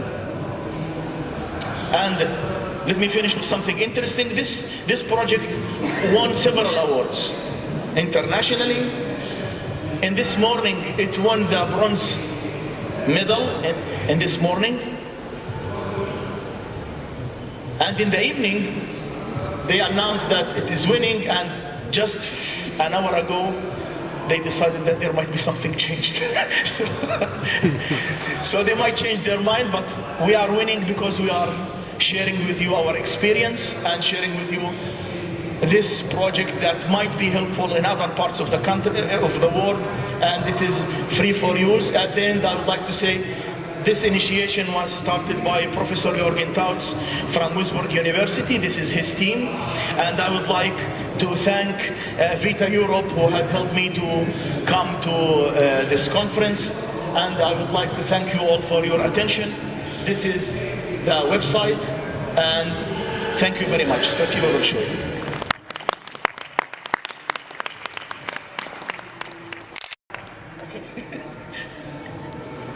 Thank you, Nizar. We have a moment for some questions. Then I'd like to ask the first question. Actually, where is the honeybee colony that you're looking at? The honeybee colony is in Duisburg University.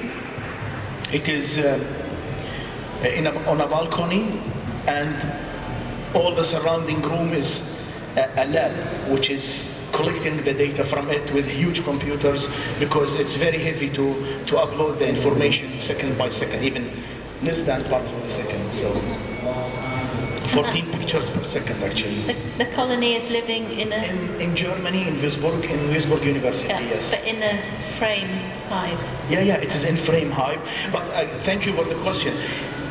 Nothing is happening for that. We do not extract honey.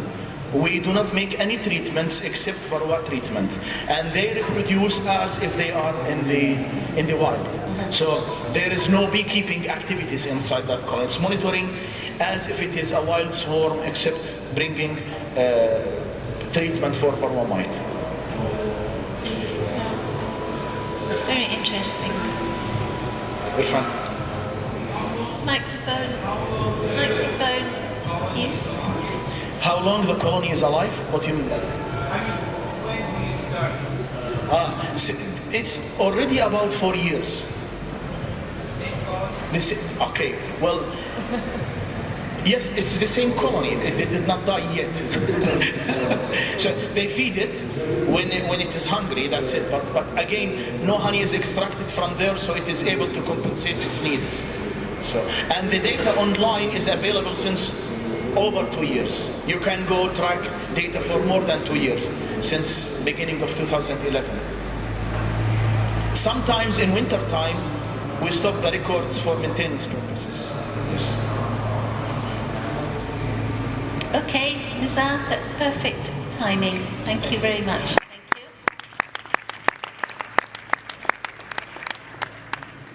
So it's time for a break.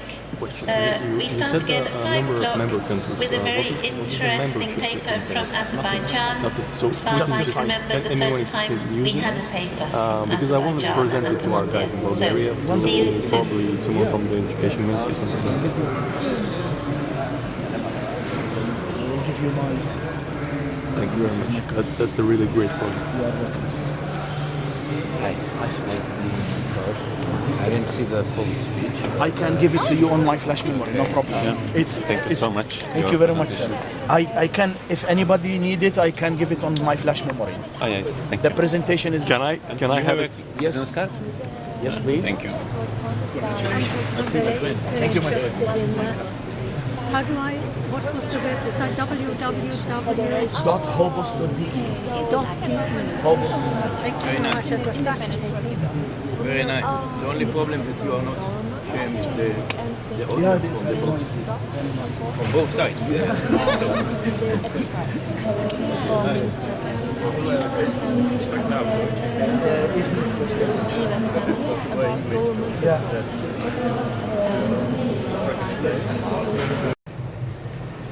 Okay, thanks. Я Khanbekova Yevdokiya из Азербайджана. Представляю Академию наук Азербайджанской Республики и неправительственную организацию Golden Hive. Предыдущие докладчики говорили о развитии пчеловодства в своих государствах. Но я в противовес, чтобы немножечко разнообразить тематику, хочу вам рассказать о проблемах. Я думаю, что те проблемы, которые я буду перечислять, они характерны не только для нашего государства, но и для многих. Может быть, не все проблемы, но некоторые будут общие для всех. Ну вот, поэтому я решила остановиться на проблемах пчеловодства. Но вначале немножко истории. Закавказье,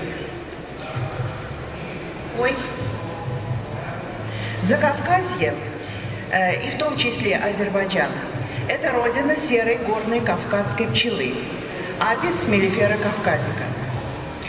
Это одна из самых известных и любимых пчеловодами всего мира пород, которая дала жизнь нашим эндемичным популяциям, которые существуют только у нас в Азербайджане. Это габах-тепинская. Нет, неправильно сделана презентация, почему-то поменялись. Это габах-тепинская, шахдакская, нухинская и другие. Эти пчелы особенно хорошо приспособлены к нашей сезонной фенологической динамике, их климатическим особенностям. Они начинают облеты уже при 8 градусах Цельсия, активно работают при низком нектаровыделении цветов и проявляют высокую степень флор-миграции. Обеспечивают семью кормом на зимний и особенно на засушливый летний период. Для нас летний период – это такой же период тяжелый для пчел, как и во многих странах зимний. Эти пчелы очень миролюбивы. В нашей стране пчел почитали с древнейших времен. Уже с IV века на территории Азербайджана было распространено бортничество, а с XVIII века домашнее рамочное пчеловодство. В языке и топонимике Азербайджана сохранились названия, связанные с древнейшим пчеловодством. Балы-Гая, сейчас я вам поставлю наших пчеловодов. Почему-то поменялись презентационные, ну вот оставим пока это. Ары-Тепе, Ары-Су, Мяльхам и другие наименования. Пчеловодный инвентарь, названия ульев и так далее имеют свои незаимствованные корни. В азербайджанских средневековых лечебниках приведены используемые и поныне снадобья и средства, основанные на меде, воске, прополисе, яде. Придерживались народной мудрости. Тот, кто ест мед, у него просветляется в глазах. Основным святым покровителем пчеловодства считается имам Али. Известно пожелание у нас в Азербайджане и во многих других мусульманских странах. Пусть рука Али оберегает пчелу. Азербайджанский народ никогда не трогал чужую пасеку. И вплоть до 90-х годов 20 века пчеловоды спокойно оставляли неохраняемые пасеки, вывезенные в поля на медосбор. В 19 веке пришла эра рамочных ульев. С того времени пчеловодство начало интенсивно развиваться и приносить большой доход. В 1889 году в Мугане при Кавказской шелководческой станции была организована пасека, которая стала центром рационального пчеловодства для всего Закавказья. Здесь работали ученые, пчеловоды, которые изучали и само пасечное дело, болезни пчел, распространяли по селам новые типы ульев, переводили на азербайджанский язык литературу. В 1919 году был издан декрет об охране пчеловодства, по которому крестьяне-пчеловоды были освобождены от ранее взимаемого налога ары-пулу. До 90-х годов в республике действовал союзный закон о пчеловодстве. В 50-е и 90-е годы 20 века пчеловодство Азербайджана стало очень развитой отраслью, приносящей значительный доход и государству, и самим пчеловодам. По официальным данным, в Азербайджане пчеловодством занималось более 10 тысяч сельских жителей. Крупные пасечные хозяйства имели почти все колхозы. Было 10 специализированных пчеловодческих совхозов. А в Ленкоране, вот внизу, нижняя точка, пчеловодческий совхоз союзного значения. Матки габах-тепинской и серой горной кавказской пчел вывозились не только в Россию, но и во многие страны мира. Они являлись основой для селекционных работ и выведения новых перспективных пород пчел. Азербайджанский мед высоко ценился как у нас в стране, так и за рубежом. Горный полифлорный мед, собранный из цитрусовых, горных луговых трав, бесценные лечебные сорта меда, которые были признаны и оценивались очень высоко. Так, например, в 70-е, 80-е годы, минуточку, где-то это президент, вот, извините, вот.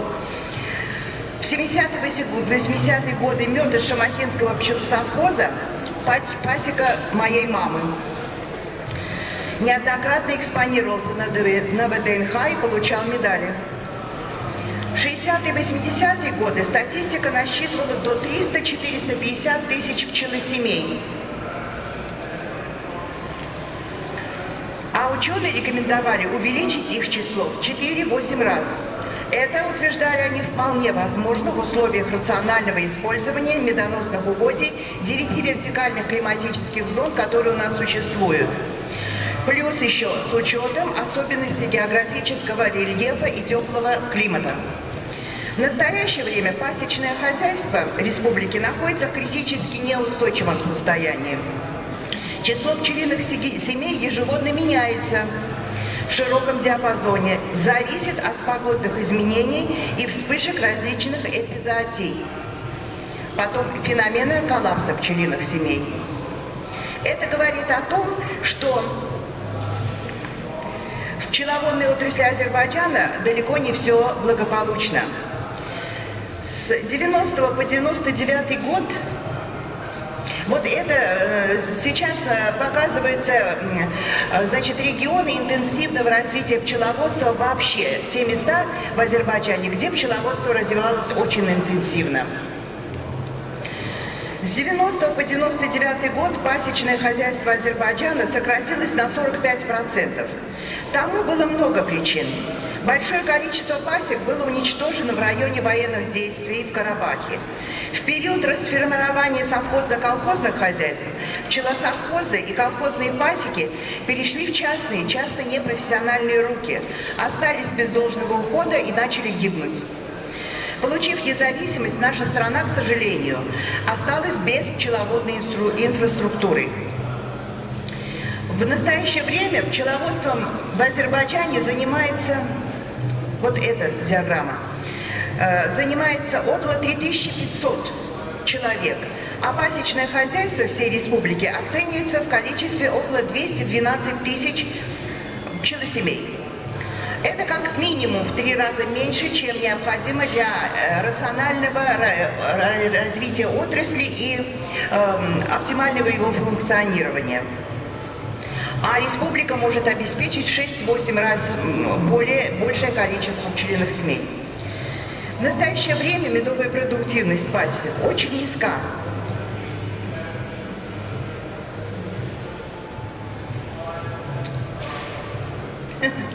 Так, вот на этой диаграмме показано приблизительное количество пчелиных продуктов, которые получает в настоящее время республика. А средний медосбор в республике это 10-12 килограмм товарного меда на пчелосемью в среднем. Конечно, общий медосбор больше, но товарный мед, который поставляется пасекой на продажу, вот это вот на улей 10-12 килограмм. В некоторые сезоны пчеловоды по регионам остаются вообще без меда. При современном состоянии пасечного хозяйства пчеловоды Азербайджана могут поставить не более 1,1 тысячи тонн меда, до 50 тонн воска, 400-500 килограмм прополиса и вот остальные количество продукции, которые вы видите. Таким образом, рентабельность пасек довольно низка. А себестоимость в результате пчелиной продукции очень и очень высокая. В результате и на рынке наш мед стоит дорого. Вот. И каковы же причины такой ситуации? Первое.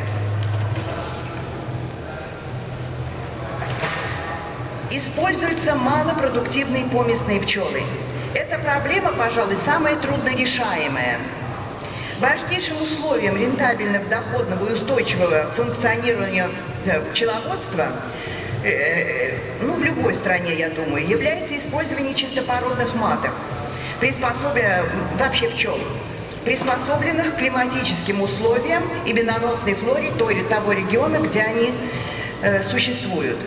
В последние 20-25 лет контроль за ввозом и акклиматизацией разных пород пчел в республике отсутствовал. Многие пчеловоды по случаю, либо преднамеренно ввозят пчел из разных стран. Часто на одной пасеке можно встретить пчел 2, а то и 3 раз или популяций. Так, за эти годы мы зарегистрировали, помимо серой горной кавказской пчелы, Апис меллифера карника, Апис меллифера лигустика, Апис меллифера меллифера, а также экотипы габахтепинская, шахдахская, желтая, долинная, закавказская. На некоторых пасеках проходит акклиматизацию новые породы, выведенные в последние годы в питомниках России, Америки, Турции, Австрии, Германии. В большинстве случаев ввозятся только матки для нескольких семей пасеки. Игнорируется роль трутней той же породы, игнорируется территориальная изоляция новых и местных пород пчел, роль межпородного скрещивания, особенности медоносных угодий региона. В результате в пчеловодстве республики, по нашему мнению, наблюдается настоящий пчелоразведенческий хаос. На второй сезон жизни пчелы, полученные от ввезенной матки, и их матка начинают роиться, выводят молодую матку, которая спаривается с местной породой трутней. Эта матка дает первое поколение поместных пчел, которые могут проявлять лучшие породные качества, как материнской, так и отцовской линии. Этот факт вводит в заблуждение пчеловодов, которые начинают пропагандировать ввезенную породу и распространять ее на другие пасечные хозяйства. Но в последующие годы качество их, конечно, быстро ухудшается. Пчелы не только теряют свои экстерьерные признаки, но ухудшается плодовитость, медовая продуктивность. В результате в настоящее время повсеместно в Азербайджане используются малопродуктивные поместные пчелы. Конечно, за исключением некоторых пасечных хозяйств, передовых пчеловодов. О них я скажу позже. Вторая проблема. Высокие цены на оборудование, на материалы и на все пасечные принадлежности. Техническое обеспечение пасек и внедрение новых технологий практически отсутствует. Очень мало специализированных пасечных хозяйств, где выгодно внедрять новое оборудование, дорогое оборудование и новые технологии. Третья причина. Нет контроля качества и цен на ввозимые в страну лечебные и витаминные препараты для пчел. Эти препараты применяются часто в завышенных дозах, бесконтрольно. Ветеринарная служба практически не функционирует. Четвертое. Многие начинающие пчеловоды, обучаясь навыкам пчеловождения у старшего поколения, не имеют возможности получить достаточно полные и систематические знания по этой наукоемкой отрасли животноводства. Научные исследования, 5-й пункт, в области пчеловодства практически не проводились в течение последних 30 лет. В период с 2000 по 2008 год проблемами пчеловодства занималась только одна наша неправительственная организация Golden Hive, специалисты которой решали практические задачи в этой области и реализовывали обучающие программы для пчеловодов-фермеров. В рамках этих программ мы писали брошюры, учебники, книги по пчеловодству. Значит, с 2008 года по настоящее время активно начали работать несколько других пчеловодческих ассоциаций, которые тоже выполняют свои задачи, и им большая благодарность, потому что поддержки со стороны у нас практически нет. Шестое. Пчеловоды специализируются в основном на производстве меда, не учитывая спроса на другие виды пчелопродукции. Это происходит потому, что спрос на другие пчелопродукты очень низок. У нас не разработана программа поддержки производства этих пчелопродуктов и их сертификации. Седьмое. Пчеловоды испытывают трудности с реализацией своей продукции.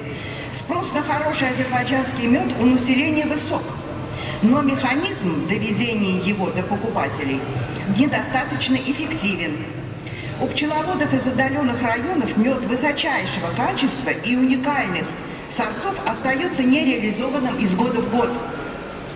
При этом на рынке имеется очень много завезенного из других стран низкосортного меда, а еще большая проблема – это фальсификаты.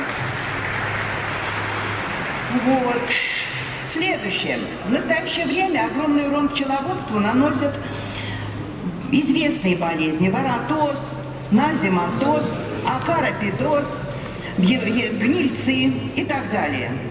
Инвазия сопровождается вирусными инфекциями. В последние годы в наших работах, которые проводятся Институтом зоологии в нашем исполнении, мы зарегистрировали мешочатый расплод, вирус острого паралича, вирус деформации крыла, вирус черного маточника и некоторые другие. А особенную проблему составляет назема сирана. Она вытеснила назему апис. Извините, я увлеклась. Вот эти обычные виды паразитов и заболеваний. А вот здесь указано внизу вот эти вирусы, которые я назвала. Вот вверху. Это наше исследование, в каком состоянии, в сколько процентов занимает и в каких районах они паразитируют. Да. Значит, назема сирана вытеснила назему апис, и это оказалось назема сирана более агрессивным видом, и сейчас у нас большая проблема с этим заболеванием. Ну и последнее. Азербайджан не обошла проблема коллапса пчелиных семей. В последние годы массовая гибель пчелиных семей или их слет отмечается во все сезоны, так как у нас теплый климат, и носит волновой характер. Что это значит? Значит, в каком-то вертикальном поясе проходит гибель или слет пчелиных семей, а рядом, чуть ниже или чуть выше, пасеки благополучные. В другое время проходит этот процесс проходит в другой вертикальной поясности. И поэтому отслеживать тяжело. И, сейчас, в частности, в рамках этой программы изучения болезней пчел и изучения причин коллапса пчелиных семей мы пытаемся выяснить, что же происходит и какие факторы задействованы. Результаты предварительные, но они уже начинают публиковаться.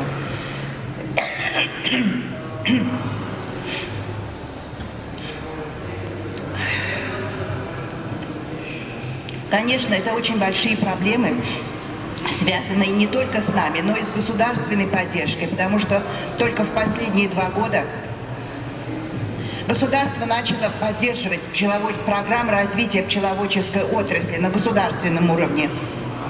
И Академия наук начала поддерживать тоже и научные программы исследовательские по изучению минимизации этих проблем. Но мы не теряем оптимизма. Почему? Потому что у нас самое главное богатство в нашей республике – это люди. Пчеловоды нашей страны настолько эффективно, настолько энергично работают и получают знания от других стран. Они за свой счет, на свои первые заработанные деньги, они едут в разные страны, чтобы пройти курсы, получить какие-то знания, покупают книги. Даже на нашей выставке ярмарки будут везти на самолетах пчеловоды, которые купили уже по целому мешку книг, наверное, больше 30 килограмм. И это радует, потому что уже есть и результаты.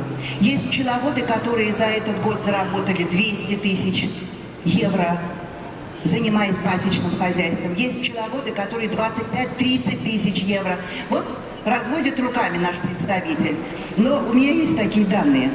А значит, вот основной, вот и 30 тысяч евро на пасечном деле, на пасечном хозяйстве. А вы, Гасан, сколько?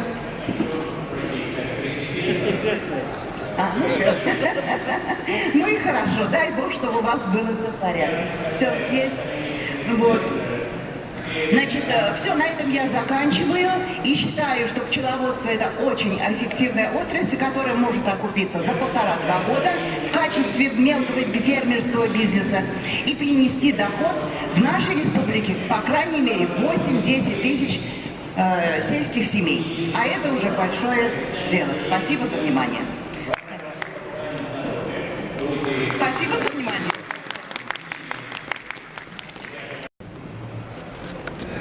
Ничего. Вы сказали, что с разведением пчел у нас хаос творится, да? Но как вы думаете, если селекция местных пчел не проводится, также, допустим, матководы должны работать чистопородными, конечно, я привезу пчел из России, из Турции, даже из Грузии возьму, потому что у них это есть, а у нас не ведется селекция. А что я должен делать? Опустим минуточку, это первая часть. Вторая часть. Я познакомился тут с среднеазиатскими пчеловодами, у них гораздо большие пасеки, нежели у нас. И они работают карликой. Они говорят, что очень хорошие результаты, и там они своим делом хаосом не называют. Из какой страны? Кыргызстан, Таджикистан. Да. Ну, во-первых, я не сказала, что хаос у нас есть, но пчелоразведенческий хаос есть, присутствует. Не ваша вина, не пчеловодов вина это вина ученых, которые запустили это дело, задержали это дело. И эта проблема, она требует кричать о ней, чтобы мы ее в конце концов подняли и начали селекционную работу на наших очень перспективных пчелах, я уже сказала. Вот. И, конечно, пчеловодам и вам, как пчеловоду, который занимается разведением пчел, и хороших пчел продает маток, разведением маток и очень хороших маток, которые он продает, поставляет на рынок, хорошие есть. Самое главное, нужно знать, какая порода, чистая она или нет, чтобы это было основой для селекции наших пчел, которые будут приспособлены к нашим экологическим и географическим условиям. В каждой стране свои условия. Медосбор, флора другая, погодные условия другие, географическая ситуация другая. Именно к местным условиям надо выводить породы, которые будут приспособлены лучше всего к этим местным условиям. Вот и все. Нам надо просто работать и улучшать наши породы. Еще было что-то, что я не успела ответить? Все ответила или нет? Okay, I'm sorry, but time is up. Thank you very much for that very realistic presentation. We hope you can do something to stop imports of bees. Okay, we will now move on to the next speaker, who is Janice Fraser from Guyana.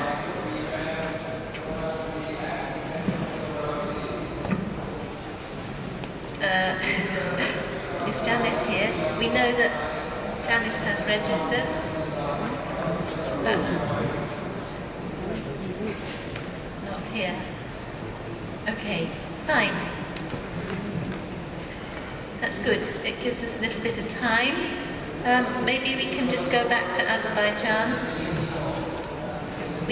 We have a little bit of time before the next paper because the speaker did not arrive. So actually I have... she's not listening. Can I ask you a question?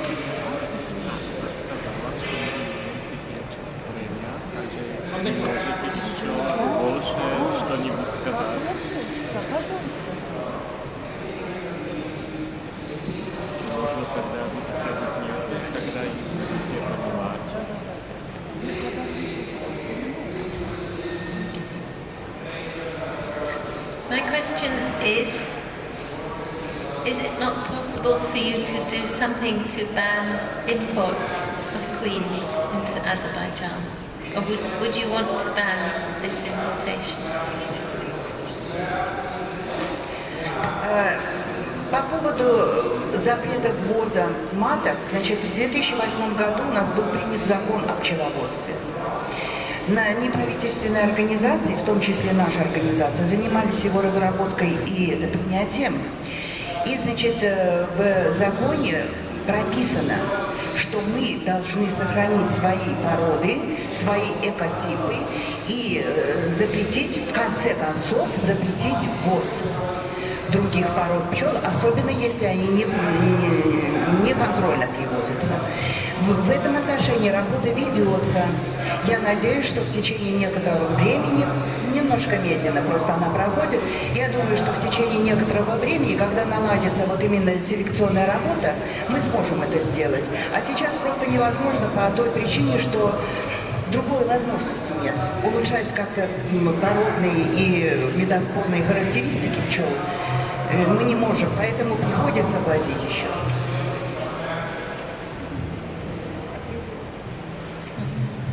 Yes, thank you.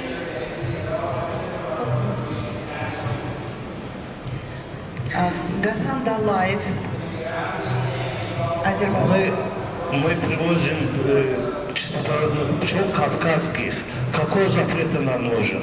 Конечно, наш закон, такой закон принят, что и на эту таможню боимся пройти таможню с этими кавказскими породами. А как вы думаете, мы не должны это привезти?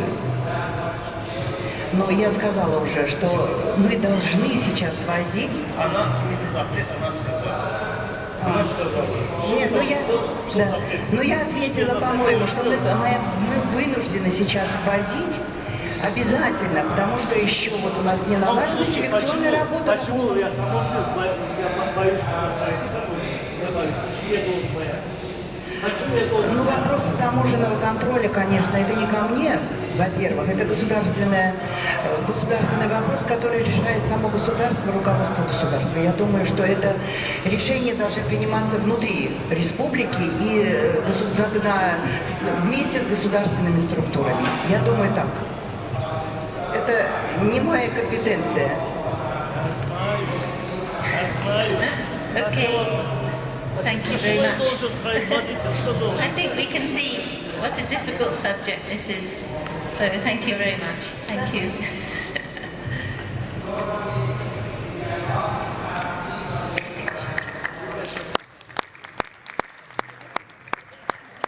So I'm sorry, but the speaker for Guyana is not here. I suspect she's somewhere in the building, but she's not here to give a talk. So we'll now change continents to Africa, and I'm pleased to introduce my colleague, Janet Lowore from Bees for Development, who has been doing research and working with beekeepers in Ethiopia, in North-East Africa. And Janet's going to talk about the role of private traders. Quite often there are projects which dismiss the role of traders, but this is showing how important they are.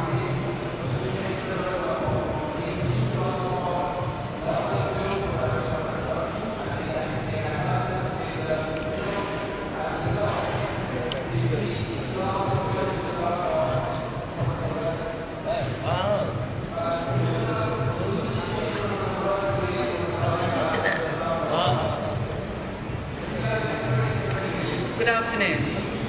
So my name is Janet Lowore.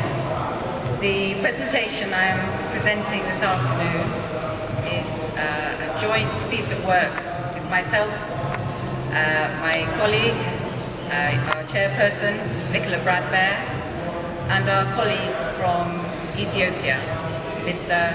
Tilahan Gebe.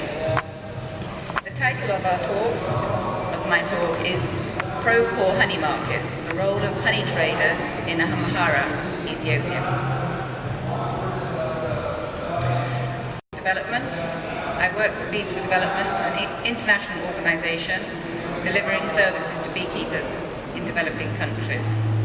Our partner organisation in Ethiopia, Bees for Development Ethiopia, is an NGO, a local Ethiopian registered NGO, delivering information, training and advice, and is based in the north of Ethiopia. This preliminary study that I'm presenting today was completed in partnership and funded by Bees for Development. Just want to briefly introduce honey trade in Ethiopia. We are in the Commission for Rural Development, so how can honey trade contribute to rural development in Ethiopia? It's a very, very widespread activity undertaken by very many households. Some of you may have seen the Ethiopian delegation here. They have a stand, and on their stand they are reporting that there are 1.4 million beekeepers in Ethiopia. Collectively, they are trading in significant volumes of honey. Here I report 30,000 tons. I noticed that they are reporting a higher figure than that. Of course, it's difficult to measure, but I want to emphasize that this is, there's significant production, there's significant trade, and it has an impact on very many households. These are small-scale beekeepers, so we're not talking about each individual producing at an individual level a ton or 2 tons of honey. They are each producing perhaps a smaller volume, but collectively there's a large volume. And collectively you can see it's having an impact on very many households. Ethiopia is a significant exporter of beeswax. There are reported problems, and the potential of beekeeping for poverty alleviation is understood, and so there is a lot of interest and have been studies. How can the income and the benefits from beekeeping be increased? How can it benefit more people? Or for those who are participating, how can they earn more income? I'm particularly going to be talking about the markets and trade rather than production or technology or anything like that. This afternoon I just want to talk about the markets. And there are a number of reported problems. Poor market infrastructure, poor market data, lack of access to world markets. And collectively, the solution, which has been identified by a number of development programs, is to improve the market chain performance.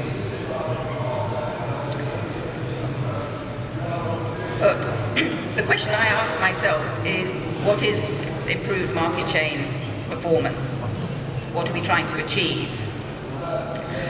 And I just want to, for the purposes of illustration, just present this simple diagram that of course shows that with any market chain, we're talking about honey being produced by bees, harvested by beekeepers, very often sold to a trader or a cooperative before being purchased by the end consumer. In Ethiopia, the end consumer may be a household consumer, just buying honey for their own consumption.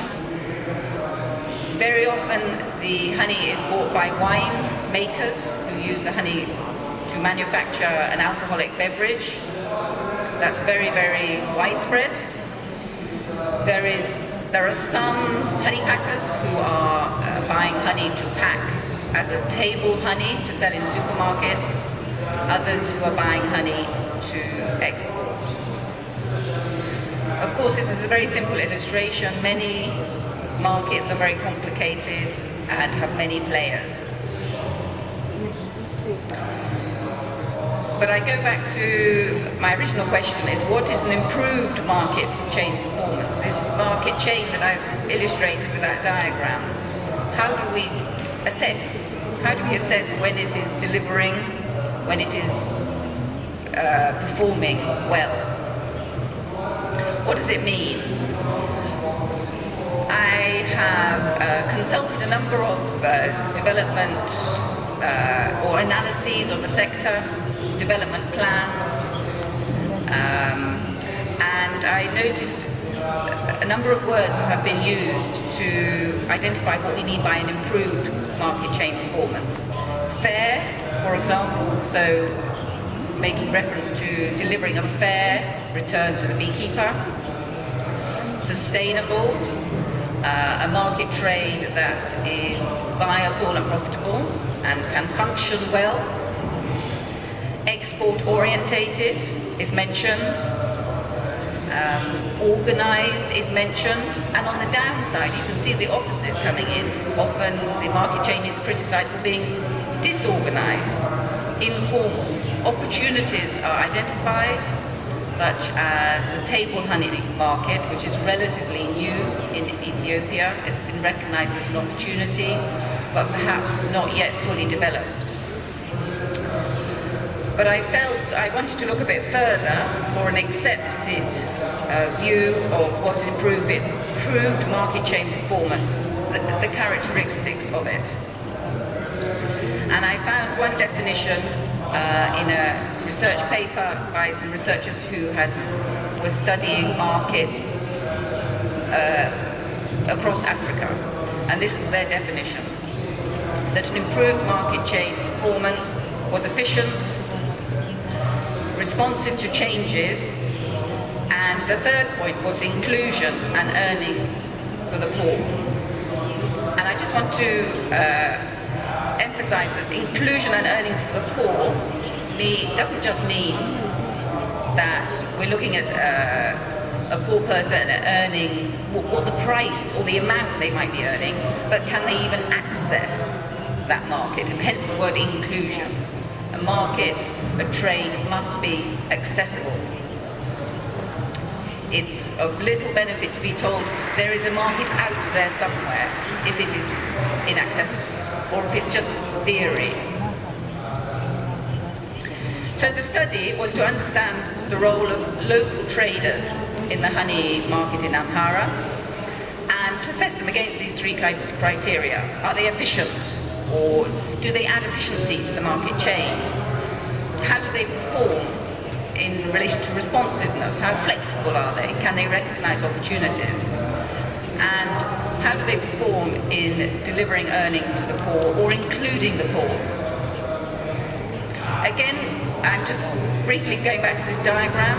The reason why we wanted to focus on traders is that many development programs may look at the producer, they may invest in cooperatives as a socially important model to improve the market chain, and they may look at the end buyer, for example, an exporter. And there are a number of investments and projects delivering support to these participants in the market chain. I was particularly interested in traders because there are many, many hundreds of traders who are already operating. They are already buying and selling honey. So my question was, how are they performing in relation to an improved market chain? This is a map showing where Amhara is and where Ethiopia is. Ethiopia just being to the north of Kenya, Amhara in the north of Ethiopia. It was the study that we carried out was a preliminary study interviewing honey traders. 16 honey traders in Amhara in August 2012. And I just want to take you through some of the results. So on average, each trader bought just over 3 tons of honey per year. So I'm just giving you a perspective on the scale. So it's a moderate amount of honey for each trader. Most consistently bought from the same beekeepers. They had clients, they had suppliers who they knew by name. And this was interesting. Some of them, a few, not many, but we only spoke to 16 and there are many hundreds of honey traders. A few of them said that they had good relations with their suppliers and, for example, lent them money from time to time. deliberately in order to enable the beekeepers to invest more in honey production. Of course, this is important for the trader is buying from them. They also said they encouraged their suppliers, telling them what the market was looking for. This is what I want, this is the type of honey I want, this is the quantity that I want. Please bring me honey next week. They would communicate and give encouragement. We asked them about honey quality. This is something that very often in the informal sector is a criticism, that the informal honey traders, if you buy honey from them, you're not getting a good quality product. So we asked them about their understanding of how to handle honey. They had a very fair understanding of what damages honey in terms of exposing it to moisture, use of dirty containers would damage honey, heat would damage honey. They had a very good understanding of the risks and how to. They didn't always have the capacity to manage the environment in which they stored their honey, but they knew what damaged honey. Prices was also interesting. Here, what I'm showing is not the price, it's the price differences. So, in the harvest season, compared to the off-season, when the honey is not being harvested, there was an average price difference of 1 cent, or 10 cents. 10 cents, I think. Sorry. However, there was a much bigger difference in when they, depending on the quality of the honey and in measuring quality, they used color, aroma, and taste, and they would pay differently, up to nearly $50 difference in price. So this isn't the price; it's the difference for the best quality honey according to color, aroma, and taste, and the least quality. There was also a difference in very crude honey versus partly processed honey. Partly processed, where the honey had been partly separated from the comb. We also asked them their general views, and they mentioned, in terms of the problems they faced and also the opportunities that they could perceive in the market. They said they lacked cash. Sometimes they would run out of cash. That meant they couldn't buy the honey when it was available to them. They also reported that sometimes the opposite happened. They had cash, but the beekeeper didn't have any honey. They also said there was a lot of competition, and perhaps we can appreciate that. There are many beekeepers, there are many beekeeper traders, and the traders are competing with one another for that honey. And if there are many traders, that begins to explain perhaps why they perceive there to be a shortage of honey, because the beekeeper may sell to them, but perhaps if they don't have enough cash that day, the beekeeper perhaps can find another trader who can buy from them. Not surprisingly, perhaps, then in terms of development, they identified access to cash as being important, so credit facilities would help them. They felt there was a demand for honey. They had consumers and customers beyond what they could always reliably supply, and they would communicate this to beekeepers. And they also felt there was scope for telling their beekeepers to bring higher quality honey. They recognized there was increasing demand for higher quality honey in the market, remembering that their criteria they're using is color, aroma, and taste. So that's just a summary of that.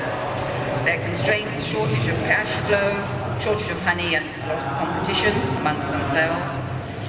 And they were looking for credit facilities, and they recognized there was scope for beekeepers to produce more honey and a higher quality of honey. But let's go back to the purpose of the study. Was to assess what they were doing, how they were acting in relation to overall performance of the market chain. And remember, we were looking at those three things: efficiency, responsiveness, and inclusion, and earnings for the poor. Were they efficient? In many ways, yes, they were very efficient in that they had very low overheads. They were not maintaining, as I'm sure you imagine, large premises or large staff. They had not invested in equipment. On the plus side, this means that much of the income they are getting from selling the honey to a customer, they can pass on to the beekeeper. They do not have a lot of costs themselves.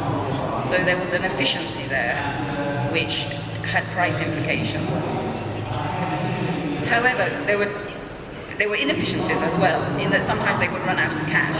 So this was a disadvantage. A beekeeper could potentially come to them with honey, and if they didn't have cash, then the beekeepers wasted their time, or perhaps they now need to go elsewhere, or go home with the honey and come back another time.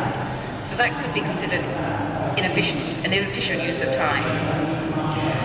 And they had poor storage facilities, and this was something that the researchers noted, perhaps more than the traders. Potentially, poor storage facilities can lead to honey wastage, which of course brings inefficiency. If you have to waste honey because you can't store it well. So just to summarize that, low overheads was very good. They were very efficient in terms of price. They were very competitive in terms of price. And this is noted particularly when they competing with other buyers like cooperatives, groups, unions of beekeepers who also buy honey. But the machinery of a cooperative had costs, which sometimes meant that the traders were able to compete more favourably with the cooperatives on price. And you can see that for a beekeeper, price is important. Less good. Sometimes they ran out of cash and they had poor storage facilities. Responsiveness to the market, changes in the market, or flexibility in the market. They paid more for good quality honey. They paid less for less good quality honey.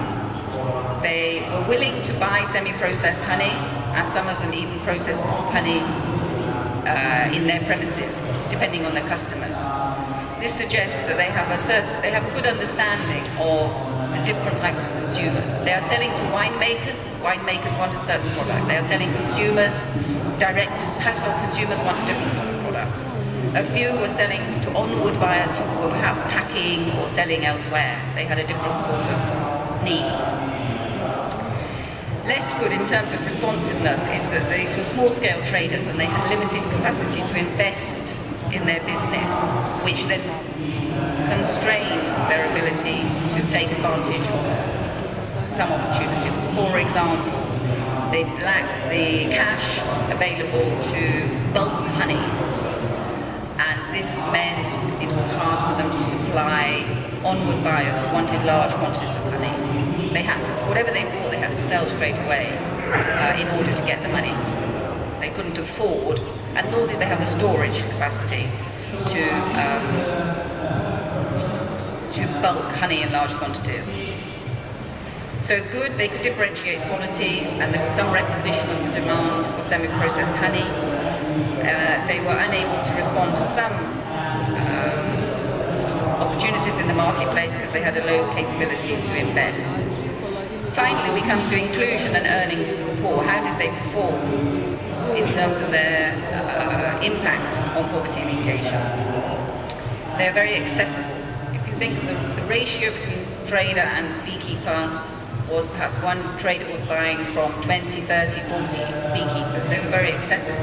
And they are in the rural areas, they can travel to the rural areas, and a beekeeper can always find them. They have consistent relationship with their clients, which for a beekeeper is a positive and rewarding relationship. They can rely on these traders, and the traders give them encouragement. This wasn't always the case. There were some very few examples where traders said they will, of course, try to bargain down the price of honey by telling beekeepers that, for example, the honey market was saturated, even when it perhaps wasn't true, in order to give the beekeeper an impression, I have to accept a lower price. But this was very exceptional. In most cases, the traders were being very encouraging towards the beekeepers, saying, we want honey, bring us honey, there is a demand for honey, this is the type of honey that we want. They would negotiate on prices, and very, very importantly, they would pay in cash, and beekeepers, well, of course, like to be paid in cash. Less good is the same issue really as before, is that they have constraints in terms of investing. So that's the summary of the inclusion and earnings for the poor. So finally, just to conclude, we felt that it's very important to recognise the role of local traders. They are performing well or moderately well in terms of if you analyse how they're performing in the market chain. They are efficient in that they have low overheads. There is some flexibility, and they recognise how there are different demands, there are different market opportunities, and they are able to communicate the needs of the market to the beekeepers through their consistent relationships. There are, of course, limitations that constrain their ability to perform in the market, but these can be addressed. And some of the ways these can be addressed are, for example, in perhaps credit facilities. We hear of credit facilities, for example, for beekeepers to buy beehives, or honey packers to buy processing equipment. But it's very, very rare that we see schemes to enable traders to invest in their trading activities. And yet they are the first link in the chain for beekeepers and have a very important role to play. There's also opportunities for exposing them yet further to wider opportunities outside their immediate area, for example, deliberately linking them to onward buyers, honey packers, honey processors, because those honey processors are sometimes far away from the beekeepers and may not have the mechanisms or the means or the relationships to communicate market expectations to the beekeepers. So in conclusion, we feel that traders perform well in our analysis and have a lot to offer in terms of market chain improvement, and should be included along with other market chain actors in development projects. Thank you very much for listening.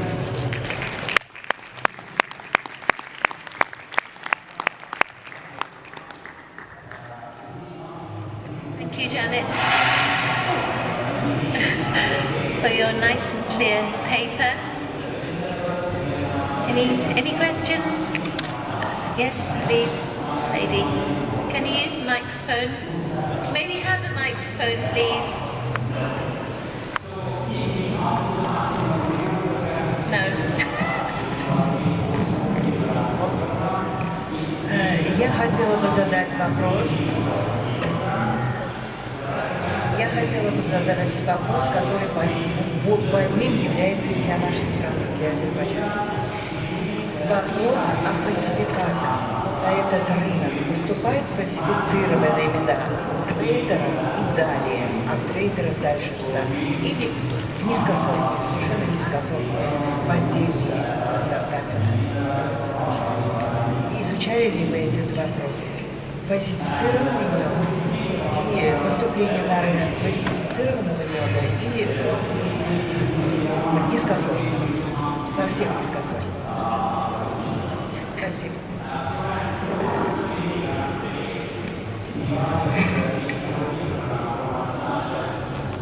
So the question was about honey adulteration. This is something that is reported from time to time. it's something I have never had experience of. I have never seen this taking place. However, there are, as with any group of people, where you have hundreds of participants, you have some who are excellent and doing the best work, and you have others who are perhaps less scrupulous. So I can never say that it never happens. But this is not something that has been identified as a significant or major problem. In terms of honey quality, what is poor quality honey? These traders are trading in unprocessed honey, crude honey. That doesn't make it poor quality honey. The environment from where the honey is harvested is clean and free from contamination. So there's very low risk of that sort of quality issue in terms of contaminants. Again, in terms of, for example, the use of containers, this is an issue. If a trader is using a dirty container, this is going to have an impact on the honey quality, and this happens. But it happens in some cases, but others are very much more careful and scrupulous. But in the end, it's the consumers and the market which is giving those honey traders the information they need. If their buyers, their consumers are buying their honey, then that's the honey the traders will buy from the beekeepers. If their consumers reject their honey and say, this isn't what I want, then the traders are taking that on board.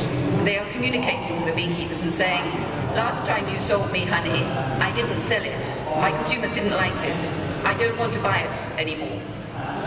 So that's really what I'm talking about when we talk about responsiveness. It's understanding what the market wants and then communicating that to beekeepers. One more question. Okay, good afternoon. I think it's very interesting to look at this chain, at this part of the chain of the market. From one side, I'd like to be witness for adulteration of honey in Ethiopia, because I found honey adulterated in the north, in a Meral region. We did analysis in Italy, and it was actually it was not poor honey, even if it was bought in a rural area. But as you said, it's just the case. It doesn't mean that all the chain can be bad. But about quality of honey, I think that the quality of honey is even organoleptic quality. So honey, which is very smoky, is not good honey to my perception. And so I think that the quality of the honey can be improved at the poor level, at the production level. And my question is, did you investigate how much the traders can reach to pay the best quality honey, the better quality honey? I mean, if we help the producer to make a better honey, if the traders are willing to pay more and to give more to the producer directly? So I think your question was,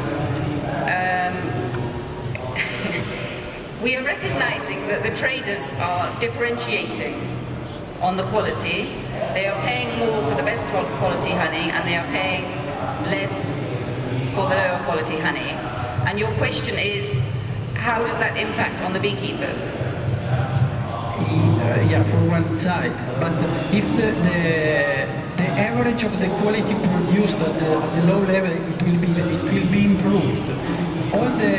Most of the traders are willing to pay more, or they will just look for the cheaper honey. I think they differentiate in terms of what they are then going to do with that honey. For example, some of the crude honey is used for winemaking, where perhaps the consumer, where the winemakers then separate out the comb. So, for example, if it's black comb, some brood is been included, then the winemaker, they don't mind. So the trader knows they can sell that honey. They know there is a market for that honey. They also know that, and so therefore, if a beekeeper brings them honey they can sell to a winemaker, of course they will buy it. Then it's up to the beekeeper to how they respond to the trader who is excited by the best quality honey and says, "This, I want more of this, I can sell this, I know who I can sell this to, I have a consumer or buyer for this higher quality honey." Then it's up to the beekeeper whether they choose then to invest more in their beekeeping, or perhaps they are happy with the way they have, with what they are already producing. It's difficult to say that there's an average response.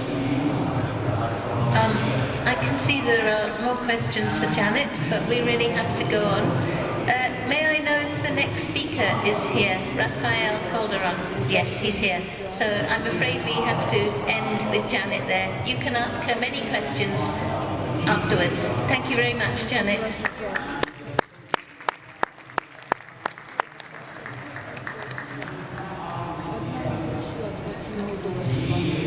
Okay, we're moving around the globe this afternoon.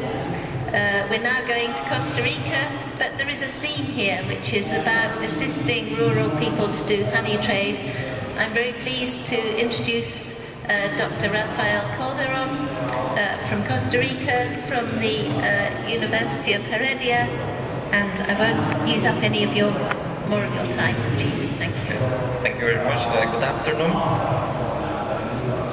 I'm talking about the beekeeping project for women with Africanized honeybees in 2 rural areas of Costa Rica. My name is Rafael Calderon. I'm the coordinator of the bee pathology program of a tropical beekeeping research center called SINA from the Universidad Nacional of Costa Rica.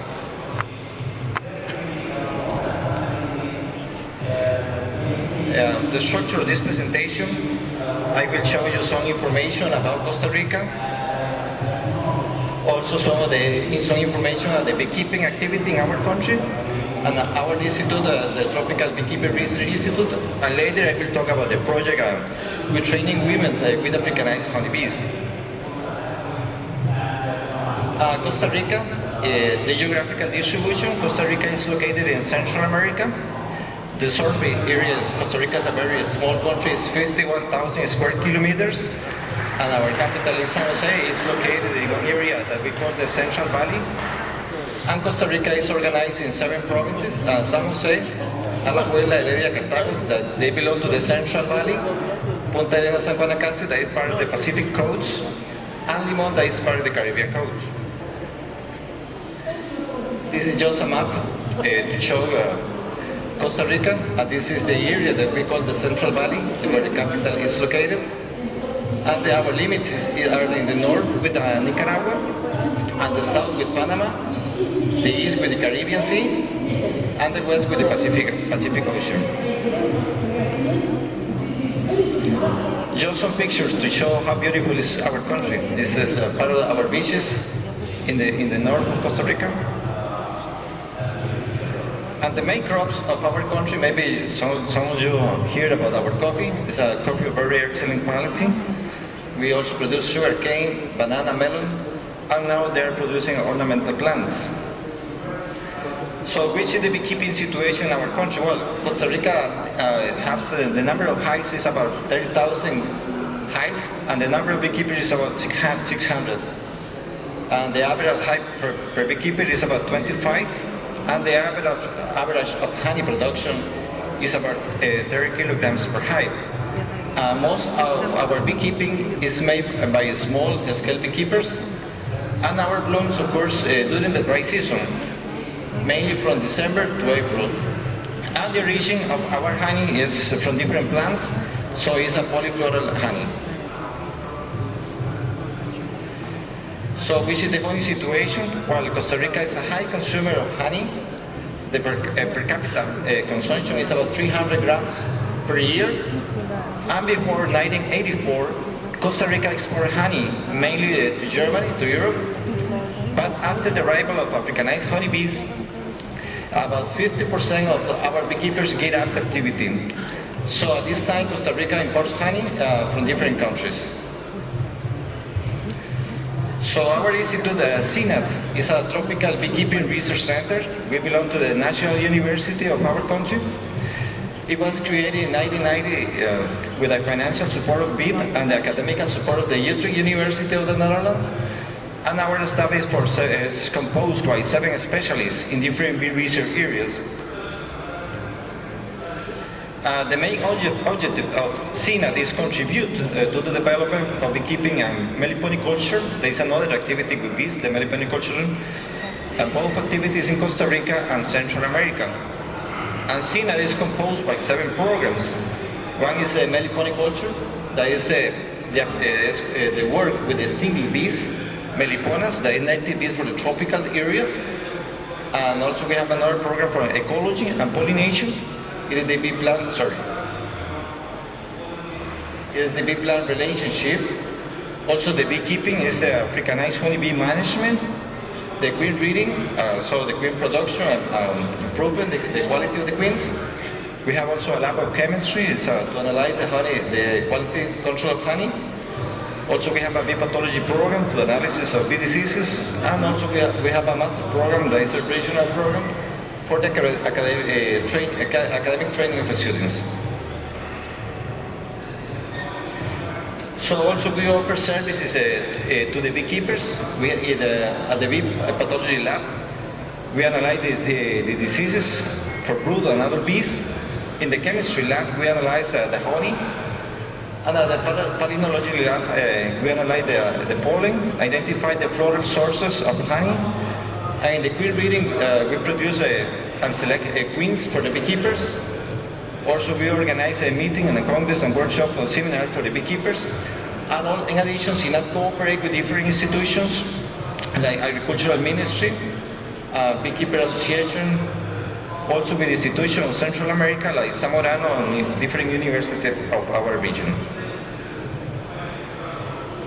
This is one picture just to show the bee pathology lab facilities where we receive the samples to analyze for different bee diseases. In addition, we receive groups of students, in this case it's a veterinary students, to visit CINAT to learn something about bee diseases and in general about beekeeping. So I will talk about this project that we call Beekeeping Project for Women's with Africanized honeybees in 2 rural areas of our country, because usually the beekeeping activity in Costa Rica has been made for different years for men. This is the logo that we use to identify the project. It's the family, especially the women, around the colony and with the flora. So the bee plants is a benefit association. So in this project we did meetings. For example, in this case is an example, a meeting with the indigenous group, indigenous association that we call Zapatón of Puriscal. It's very interesting because this group of people, especially this group, was very reactive to this kind of project, because usually the different institutions offer cooperation but never get nothing. So what is the situation of women in rural areas of Costa Rica? So women in rural areas are often limited to work in the house, and there are few alternatives for women in rural areas. So this project stimulates the independence of women, and in addition contribute to the family income. That is very important in these areas, because usually rural areas in our country are very poor, and the possibilities of work, of alternative work are very few. So the main objective of this project was contribute to development of sustainable beekeeping through different aspects, for example, through education activities, making workshops and training with the bees, with the different diseases, especially with varroa mites control. We're using alternative products, with the queen breeding, improved honey production, and especially with this aspect, the reforestation, who's using melliferous plants, and organization the groups as enterprise, so that they feel that they are enterprise, that they can produce and sell the products. All of this in order to increase the honey production and to improve the commercialization of bee products and improve the condition of women and their families in rural areas. In addition to develop the gender equality and sustainable production of honey.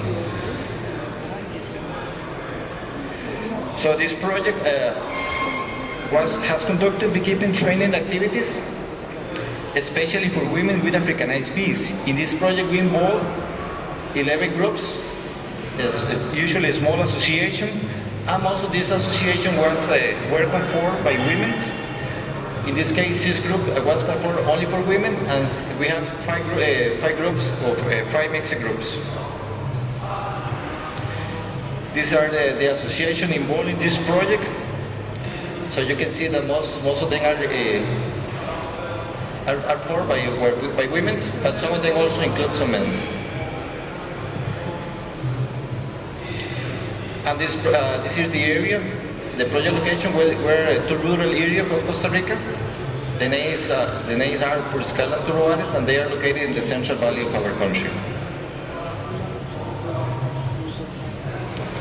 So this is a beekeeping group we call Asentamiento Vista de Mar.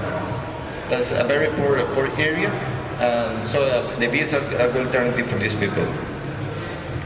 This is another beekeeping group we call San Luis.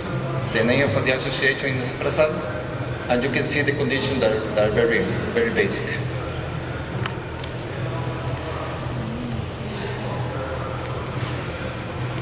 So the total participants of this group was 111 people, and it is composed by 81 women and 30 men. And the period of this project was 3 years, and the budget was about $150,000 US. It was financed by this foundation, that is the name Funding Cooperation. And the main activities that we did in this DB project were the workshops. The workshops we consider that were an important meeting activity because it led us to do the presentation and discussion of beekeeping topics, but also to analyze the problems of the groups. So it was a means to give us the opportunity to discuss not only the bee topics, but also what problems they have with the bees or with the organization, and also to inform about the advance of the project and to organize new activities. The topics that we discussed with these women's representatives, the topics presented in the workshops were the gender equality, that is very important for us, the integrated pest management of varroa mites, the management of Africanized honeybee colonies, the queen reading, the bee plants, especially for melliferous plants, diversification of bee products, so not only the liquid honey, many other products like rings to collect pollen, propolis, etc. Also the administration of the project and the commercialization of bee products. So in this project we made more than 20 workshops, and you can see one picture here, the workshops in La Gloria of Puriscal, and sometimes the schools or the high school give us the chance to use the class, and you can see that most of the women here, and sometimes they bring the child, the kids, to have the opportunity to participate in the workshops. So we made the workshops in different conditions. You can see another ones. This in San Pablo of Turuares. It's like an open area, but we have at least the basic condition to transmit the information. In another more very basic conditions, the meeting in Los Angeles, Puriscal. So you can see the women receiving some information and the retreat. So another important activity that we did was the training manuals or booklets. So we tried to give some workshops, but also give some information for reading. In this case, the manuals were a reading document with different technical topics. So the beekeepers or the women had the opportunity to check the topics presented in the workshops. In this case, we did 6 manuals, and you can see that this one is the number 1 related with the genus, with the gender equality. Another activity that we did in this project was the technical training of the colonies. So we're teaching the women on how to manage the colonies, especially the Africanized bees, also to prevent and control bee diseases, especially varroa mites, how to multiply the colonies, making nucleus, the queen breeding process, in addition collect bee samples for bee diagnosis, and the honey harvest procedures. So you can see some more meeting here in another groups, the isla potenciana of Lowore. There is a technical visit, making nucleus in another area, the potenciana of Lowore also. You can see, but in this case, most of them were mentioned. In addition, in this project, we made the bee colony delivered, and it was made at the beginning of the project. In this case, most of the group received colonies to start with the activity. And you can see here the delivery of the colonies. In one area, the Zapatón Forestal. It's interesting because it was an indigenous area, indigenous group. They don't believe that we really will give some colonies. So in this case, they were the stand. You can see here. In this case, it's the same group in the preparation of the place for the apiary installation in this area. So also in this project we give beekeeping supplies and equipment.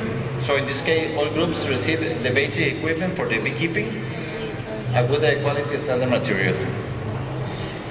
So we give, in this case, the basic equipment for the beekeeping, overalls, plastic helmets, smoker, high tools, sugar, etc.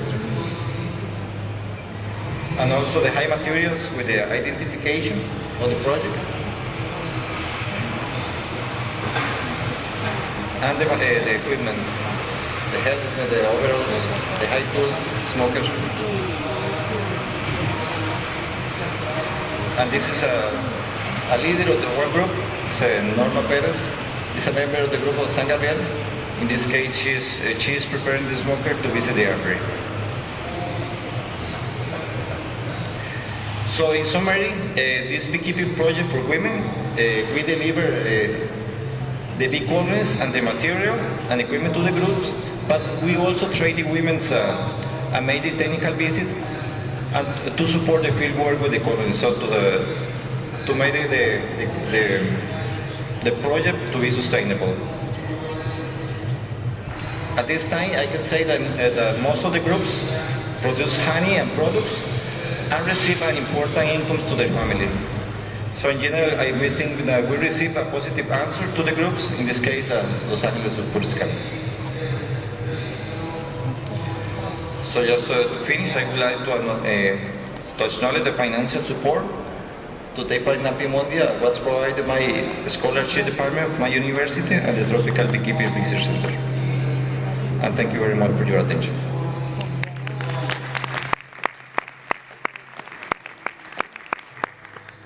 Thank you, Raphael.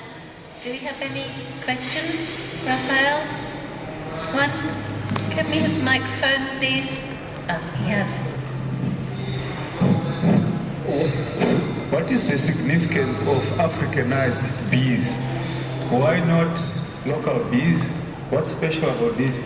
Well, in 1956, one scientific from Brazil imported bees from Africa, Apis mellifera scutellata, just to do an experiment.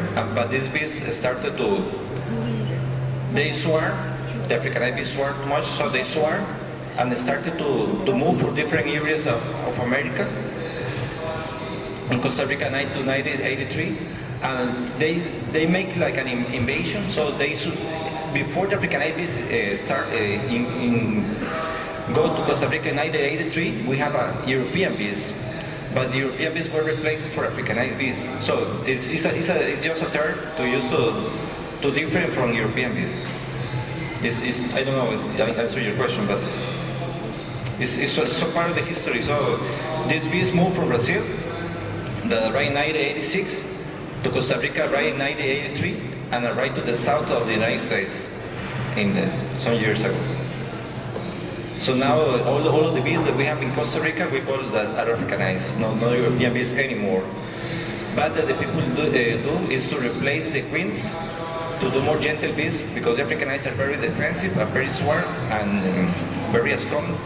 So we try to replace the queens to do more gentle bees and to decrease a little bit this behavior of swarming.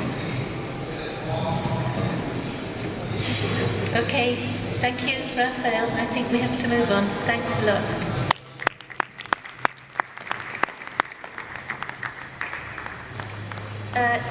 Is Roan Fanny here to give her paper?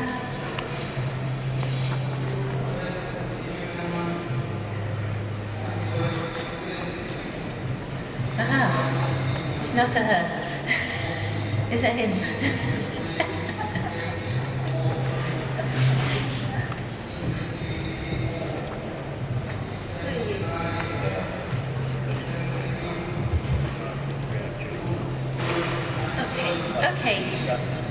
Okay, there's a surprise. The lady is not here, but we have two gentlemen to present her paper.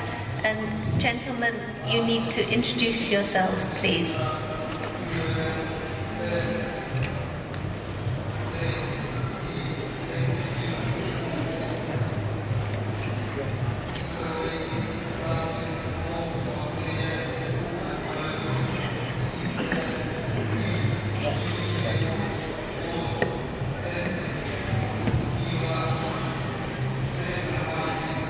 Good evening, ladies and gentlemen.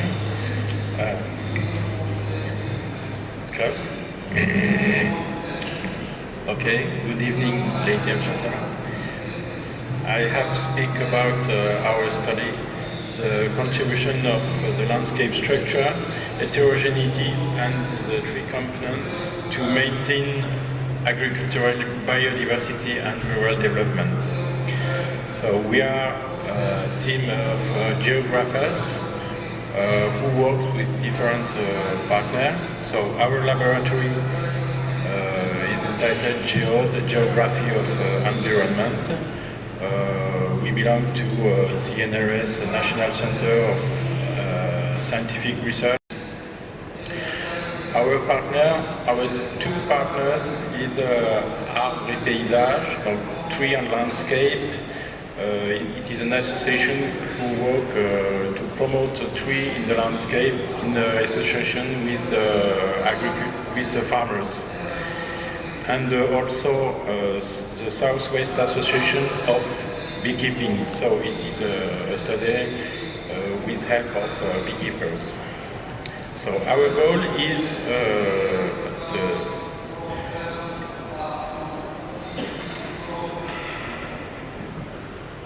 the exact subject, the exact title of our study is Phenological Evolution of Nectar and Pollen Plants mobilized by the honeybee, Apis mellifera, within agricultural landscape structures in Gers district in southwest of France, the woody component role.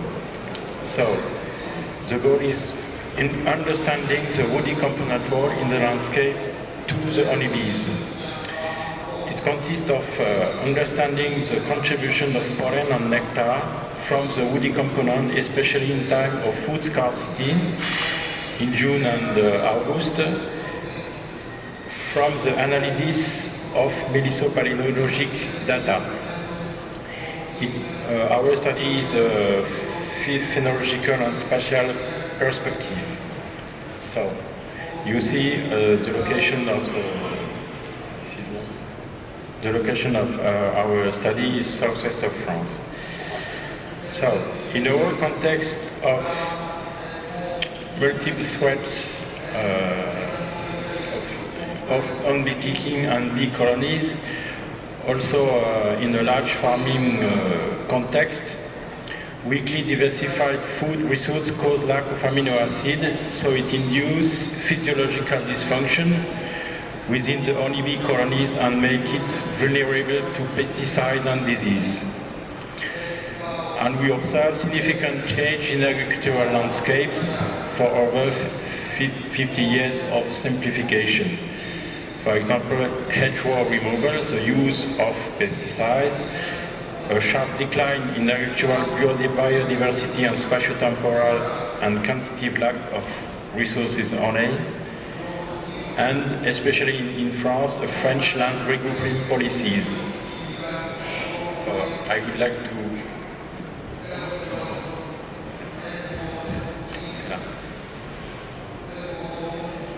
let me introduce our sampling strategy. This sampling strategy is organized in 4 levels, from very large scale to very small scale. First levels to the top of these slides is to define relatively homogeneous global climatic and geographical scale with same agricultural practice in the southwest of France, Gers department. Second level, more to the regional level, consists to define in this area some different places with some indicators of heterogeneity of landscape. And to local level, we define 6 areas with 6 prairies composed of 7 hives each to analyze bee history, life traits. And around these prairies, we define 6 buffer area with a 3-kilometer radius corresponding to the foraging during average foraging during a day. Our primary hypothesis consists to say that heterogeneity, including relief and woody component, is very linked with the bee history life. And for that, we define in a 2 symmetric scale 3 levels of heterogeneity of landscape, from the more close with the large agricultural to the large open with the more large agricultural. Our methodology is organized in 4 steps. First steps is a landscape step with using remote sensing data and agricultural census to produce some map of land use and vegetation abundance and dominance for each area we defined. Second step, second level of methodology is directly to the apiaries with analysis of pollen and melisol analysis to define which kind of pollen we have in the apiaries. For this data, we practice different descriptive analysis from the simple statistical description to multivariate analysis to try to combine some model to link pollen with landscape organization. And this link produce some map at the 4th level of our study. Map represents foraging strategy of bees. At each level, we produce also systematic map, like here it is map of, sorry I forget the word, wood surface, to explain even if we have high heterogeneity in each apiaries, we can observe a smooth gradient corresponding to our hypothesis about landscape. From the left to the right, you have apiaries less close to the more close landscape. And we have a relatively smooth gradient, even if we have, of course, some difference in each apiaries. Here is a part of results. So this is the vegetation distribution and phenological exploitation landscape for pollen and nectar resource. So we observed dominant species like sunflower, rapeseed, and willow. And we see at on the figure, we're starting on the x-axis. The first is the prevernal. We can see the important role of the woody component to starting the growth of the apiaries. For example, like nuts and other. And in the summer, the cultivated land represents the biggest quantity of pollen, and it's represented by sunflower and rapeseed, for example. And the scarcity period corresponding to season summer 1 and summer 2. And you see that the woody component is small, but it's important to restart the end of the season for apiaries. And for example, the role of the woody component is important in autumn, for example, for the ivy. So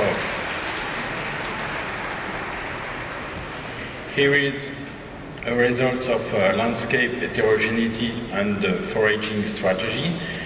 We have regrouping different honey by some characteristic of the honey. For example, you can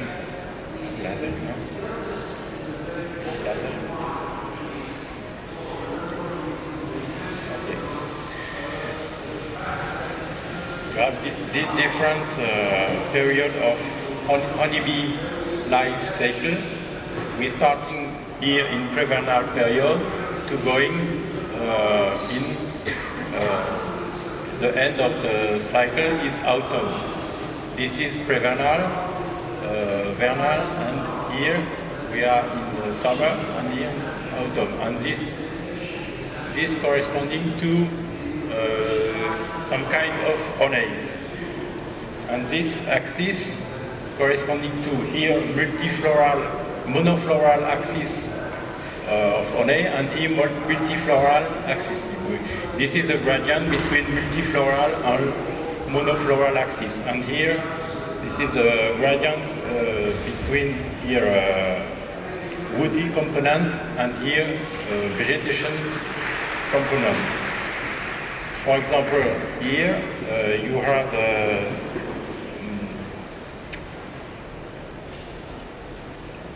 this kind of regrouping of honey concerning period of scarcity. For example, in the period of scarcity, the honey depends of woody component, and here it depends of associated with sunflower and woody component. And for example, this, and here this is with rapeseed and woody component. And this kind of honey is characteristic only of agricultural resource like rapeseed, sunflower, and maize, for example, for here. So, and this is important because it depends of wheat and sunflower, this kind of honey.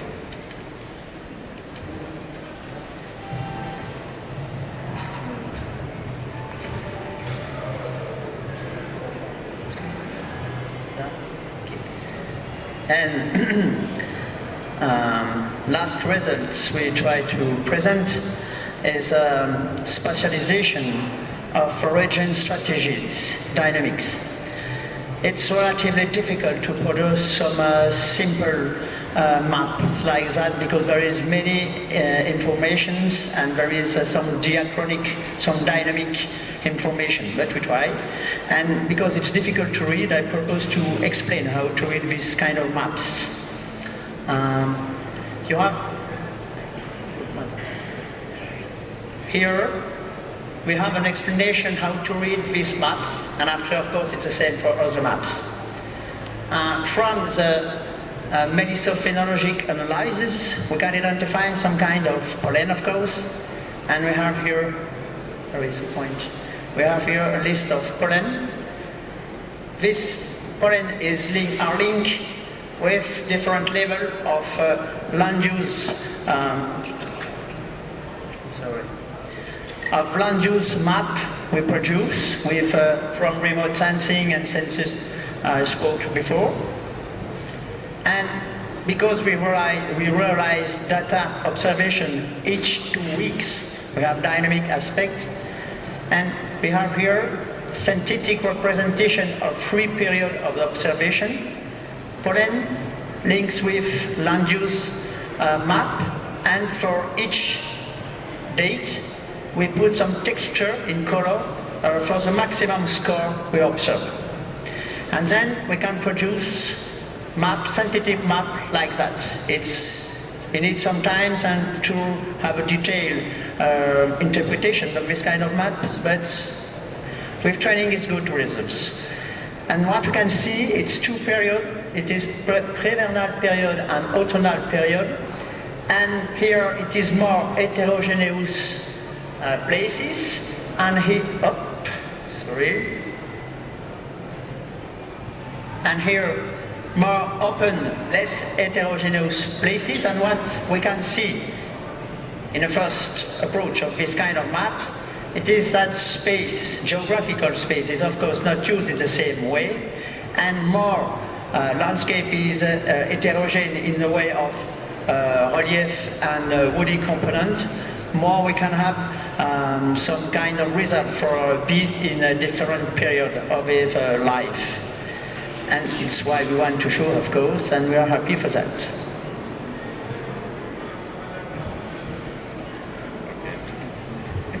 In conclusion, the woody component and culture, complemented by the role of the weeds, are the most mobilized landscape feature and are strategic resources for starting brood early in the season, but also in time of scarcity on heterogeneous sites. The woody components enable the provision of rich melliferous resources from a qualitative point of view, like fruits, brambles, and other kind of tree. Its durable nature generates stability and the landscape continuity for the honeybee's development, that permit to be less dependent on the flowering duration and constraints of large farming crops.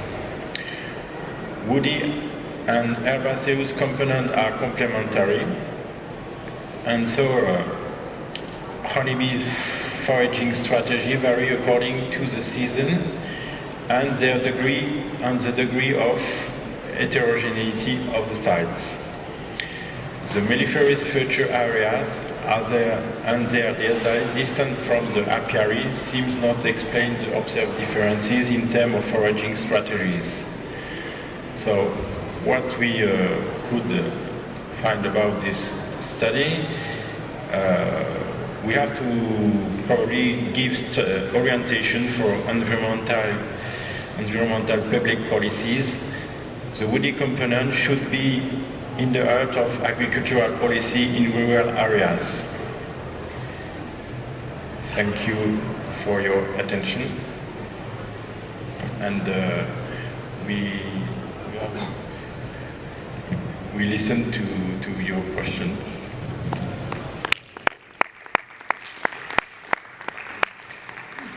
Thank you very much, gentlemen, for presenting such a lot of data in such a very short space of time. I'm sorry that we don't have enough time for you. Yeah. but at least we have an idea of this fantastic research. Thank you very much. Thank you. You have to talk to them after, because we still have one more paper if Madeleine is here. Yes, she's here. Thank you. Finally, for today, I'd like to introduce Madeleine Chagnon from Canada. She's kind of continuing this theme of biodiversity.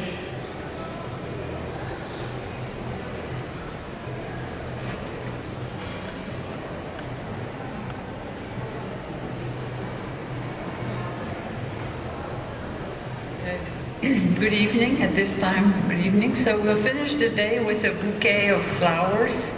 We've talked about honey a lot, and we know that we need flowers for honey, and we need flowers also for bees, and this should be emphasized more and more these days with all the problems that we've been having with bees.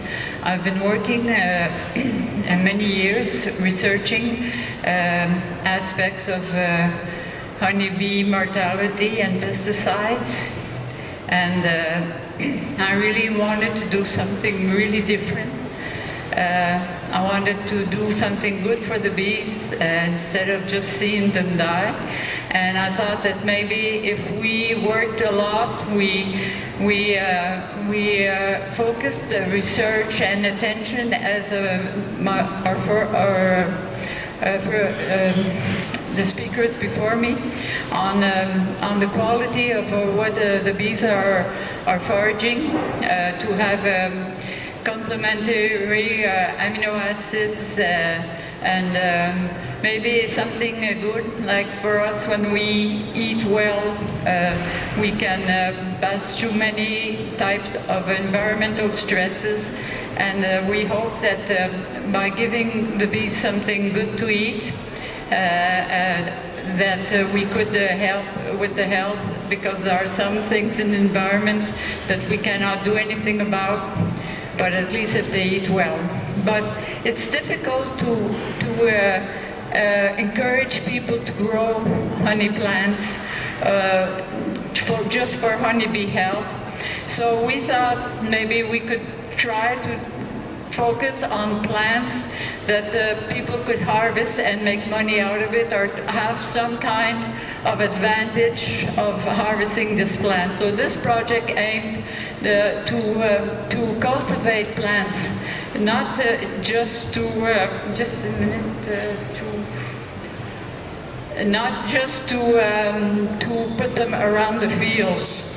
There's a lack of floral diversity. Well, I'm here in the rural development session, and you could say in Canada we don't have the type of problems of other countries, but we have the problem of industrial farming and many monocultures, and we're having lots of problem with bees because of the lack of floral diversity in many areas of Quebec, as in many developed countries. And there are now many incentives to plant flowers for all pollinators, but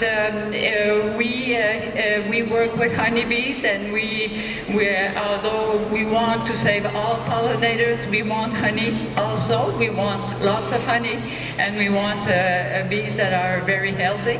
So we said we should study more, focus more, and put research attention on the best honey plants. And as I said before, we wanted to plant these plants, not just put them around the field somewhere, but really to cultivate them and try to develop market chains to be able to sell them, or that there should be some advantage. So we planted annual perennial plants in different environments in Quebec, in the Lanaudière region of Quebec, to assess their attractivity to plants and to see if it could help a bit with honeybee health. We selected the plants, as I said before. The plants had to have some use for man. It had to be culinary, aromatic, medicinal, agromatic, and when I say agromatic, we talk here of green manure. So there was an agricultural advantage of harvesting this plant, but it also had to be good for the bees. So we did trials. We had 3 plots of 20 meters by 50 meters. So there were 3 plots in each 3 regions. In the green here, oops. In the green here, did I get? Oops, I can't find my dot. Okay, here in the green and yellow is more rural parts of the province. Here it's very poor communities. They used to have lots of tobacco fields in that region, and tobacco went down, and there are no more farmers doing tobacco. And so these fields were abandoned and taken up after a few years, mainly by organic growers, because since the fields had been abandoned for many years, there were no more pesticides in them. So we had some, and also because the organic growers had short food change, and we also saw that there was possibilities for markets there with our culinary plants. So we did some there, but we had here in yellow, in red, more in the bottom of the screen, it was an industrial area with lots of monoculture. So we had another site there. And at each site there was where the M is, it's a melliferous plant site, and where there's the C, it's a control plot. So I will not name all these Latin names of plants at the end of the day, and it would be a little useless. But if you know your plants, you will recognize all the Ocimum species are basilic. But what I wanted to show you mostly here is the different uses that that each plant had been chosen for.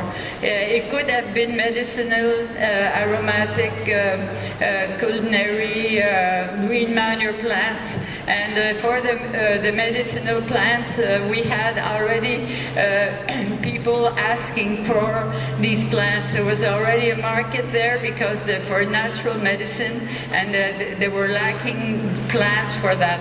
So these were the incentives to plant to try these different plants. But as I said, these were trials, and I'm throwing out this idea to plant plants for their market value, for bees also, but also to develop food chains, parallel food chains to honey, where you can really harvest the plant, and then we'll have lots more of those good plants out there. And even if the plant is known to have lots, to be melliferous, it might not be the best plant, depending on the region, the weather, the soil, and also sometimes we found that some plants were attractive to wild pollinators, but not necessarily to the honeybees. And we wanted really to have plants that were attractive to honeybees and brought in lots of honey. So we really started everything at ground nothing. We really took out the rocks. We really took out the rocks of the fields. We harvested. We did everything. We really sowed. We cultivated our plants. We as for any crop that has to be cultivated. And for the hives, we had 6 hives at each site. So there was a control melliferous at each site. So there was 12 at each region, and so 36 hives that we followed.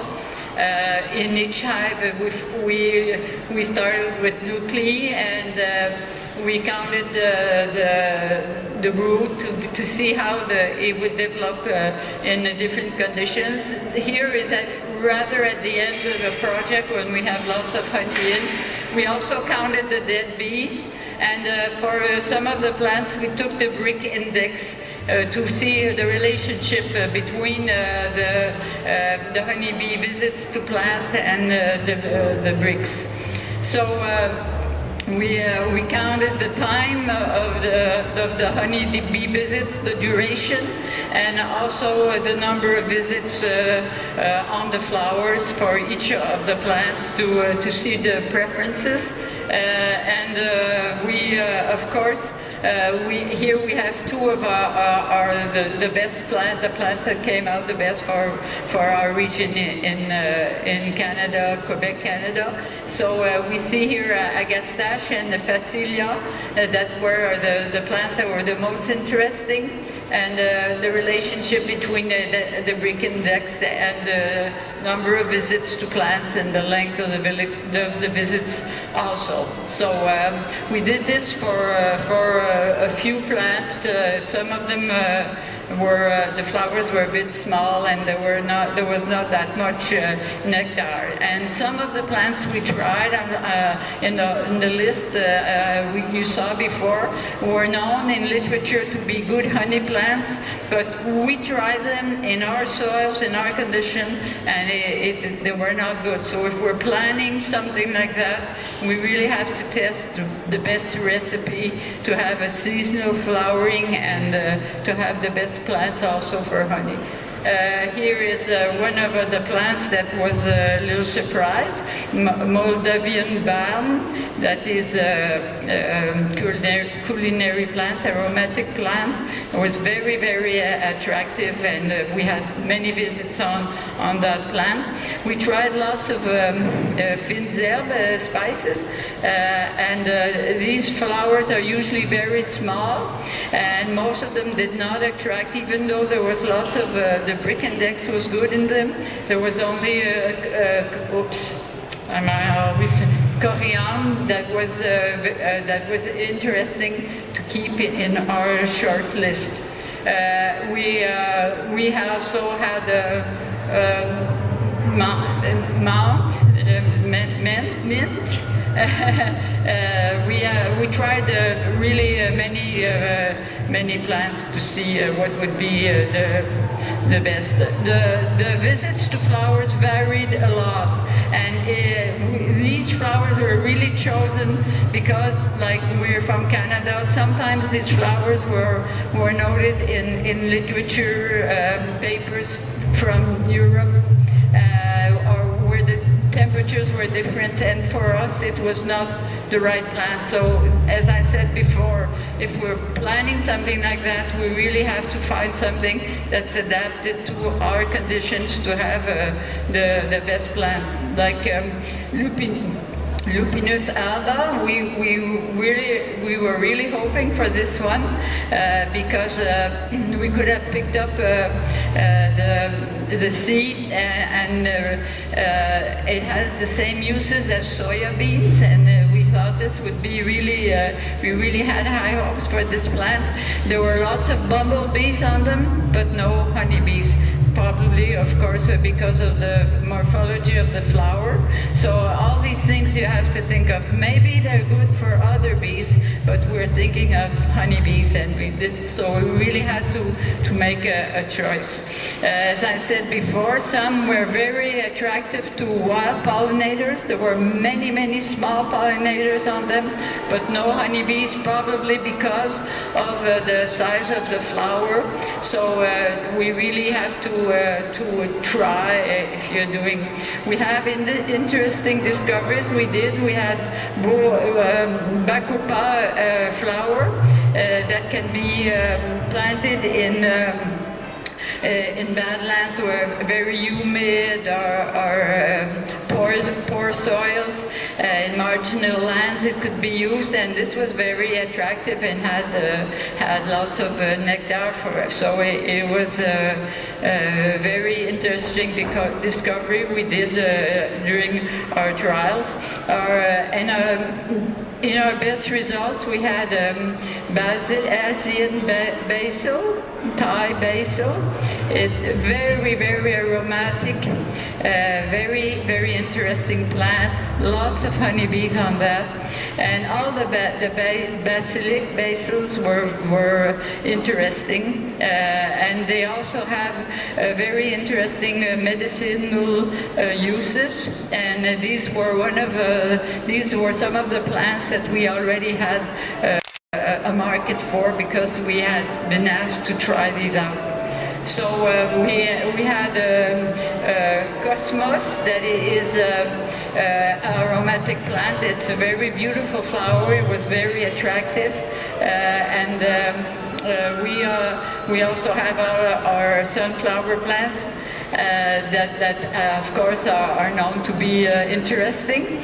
We did behavioral work on the different types of plants to see at what moment and what would be the factors that would trigger that the bees would adopt the flowers. Was it the brick index? Was it the number of open flowers? And we observe behavioral switches from one plant to another.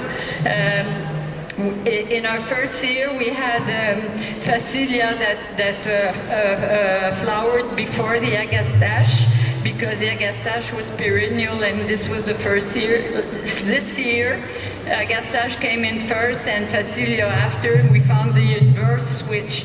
So, and this was really correlated to the brick index. So at a certain moment, when the brick index gets higher in one of the plants, the bees will just switch. These types of information are very interesting if you want to have a seasonal availability.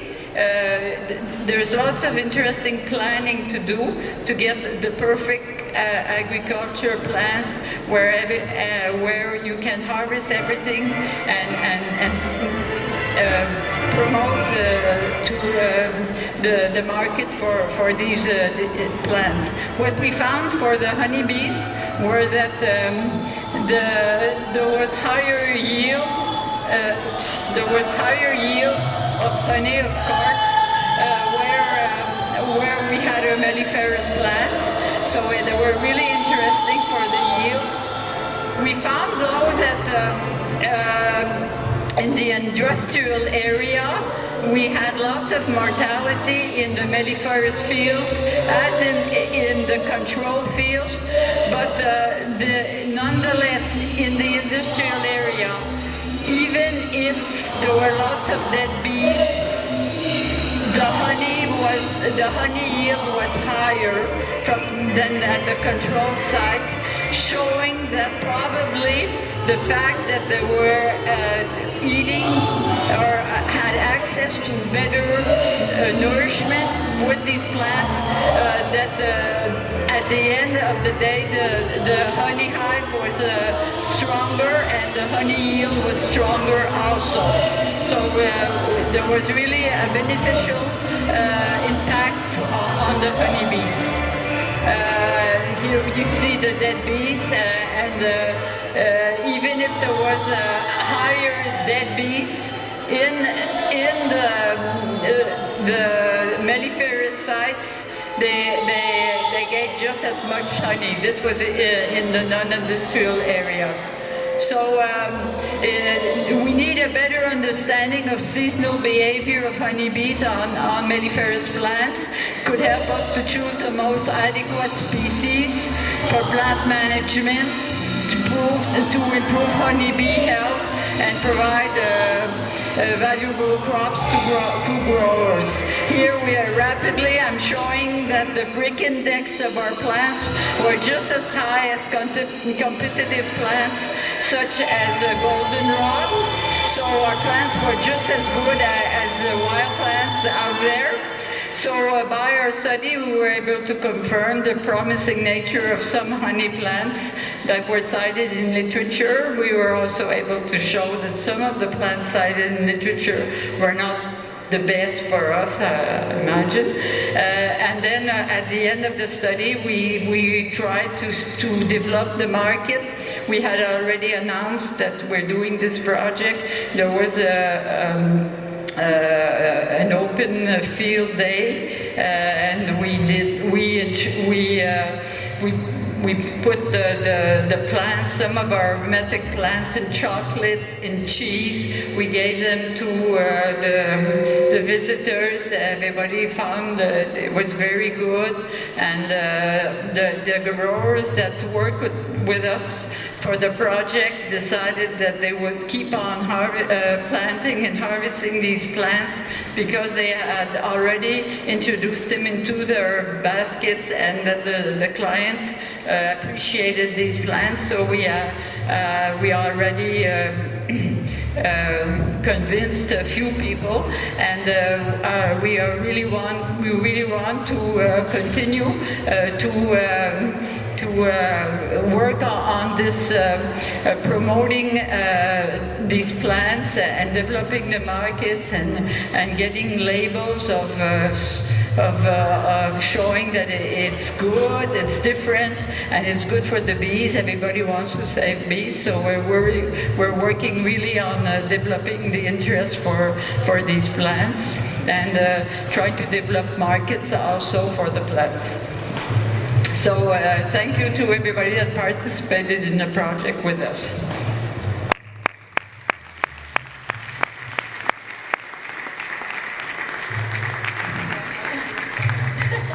Madeleine, thank you so much, and I'm so sorry about the acoustic competition. I think all the indications are that it's time we wound up for today. Please ask any questions if you like to Madeleine after. Just before we close, I would like to remind you that 9 o'clock tomorrow morning, Professor Tom Seeley is discussing the ecologies and lifestyles of managed and naturally living colonies. It will be the keynote lecture in this commission. And most importantly, I would just like to thank the translators for doing a great job. And thanks to all of you. Have a nice evening. Thank you.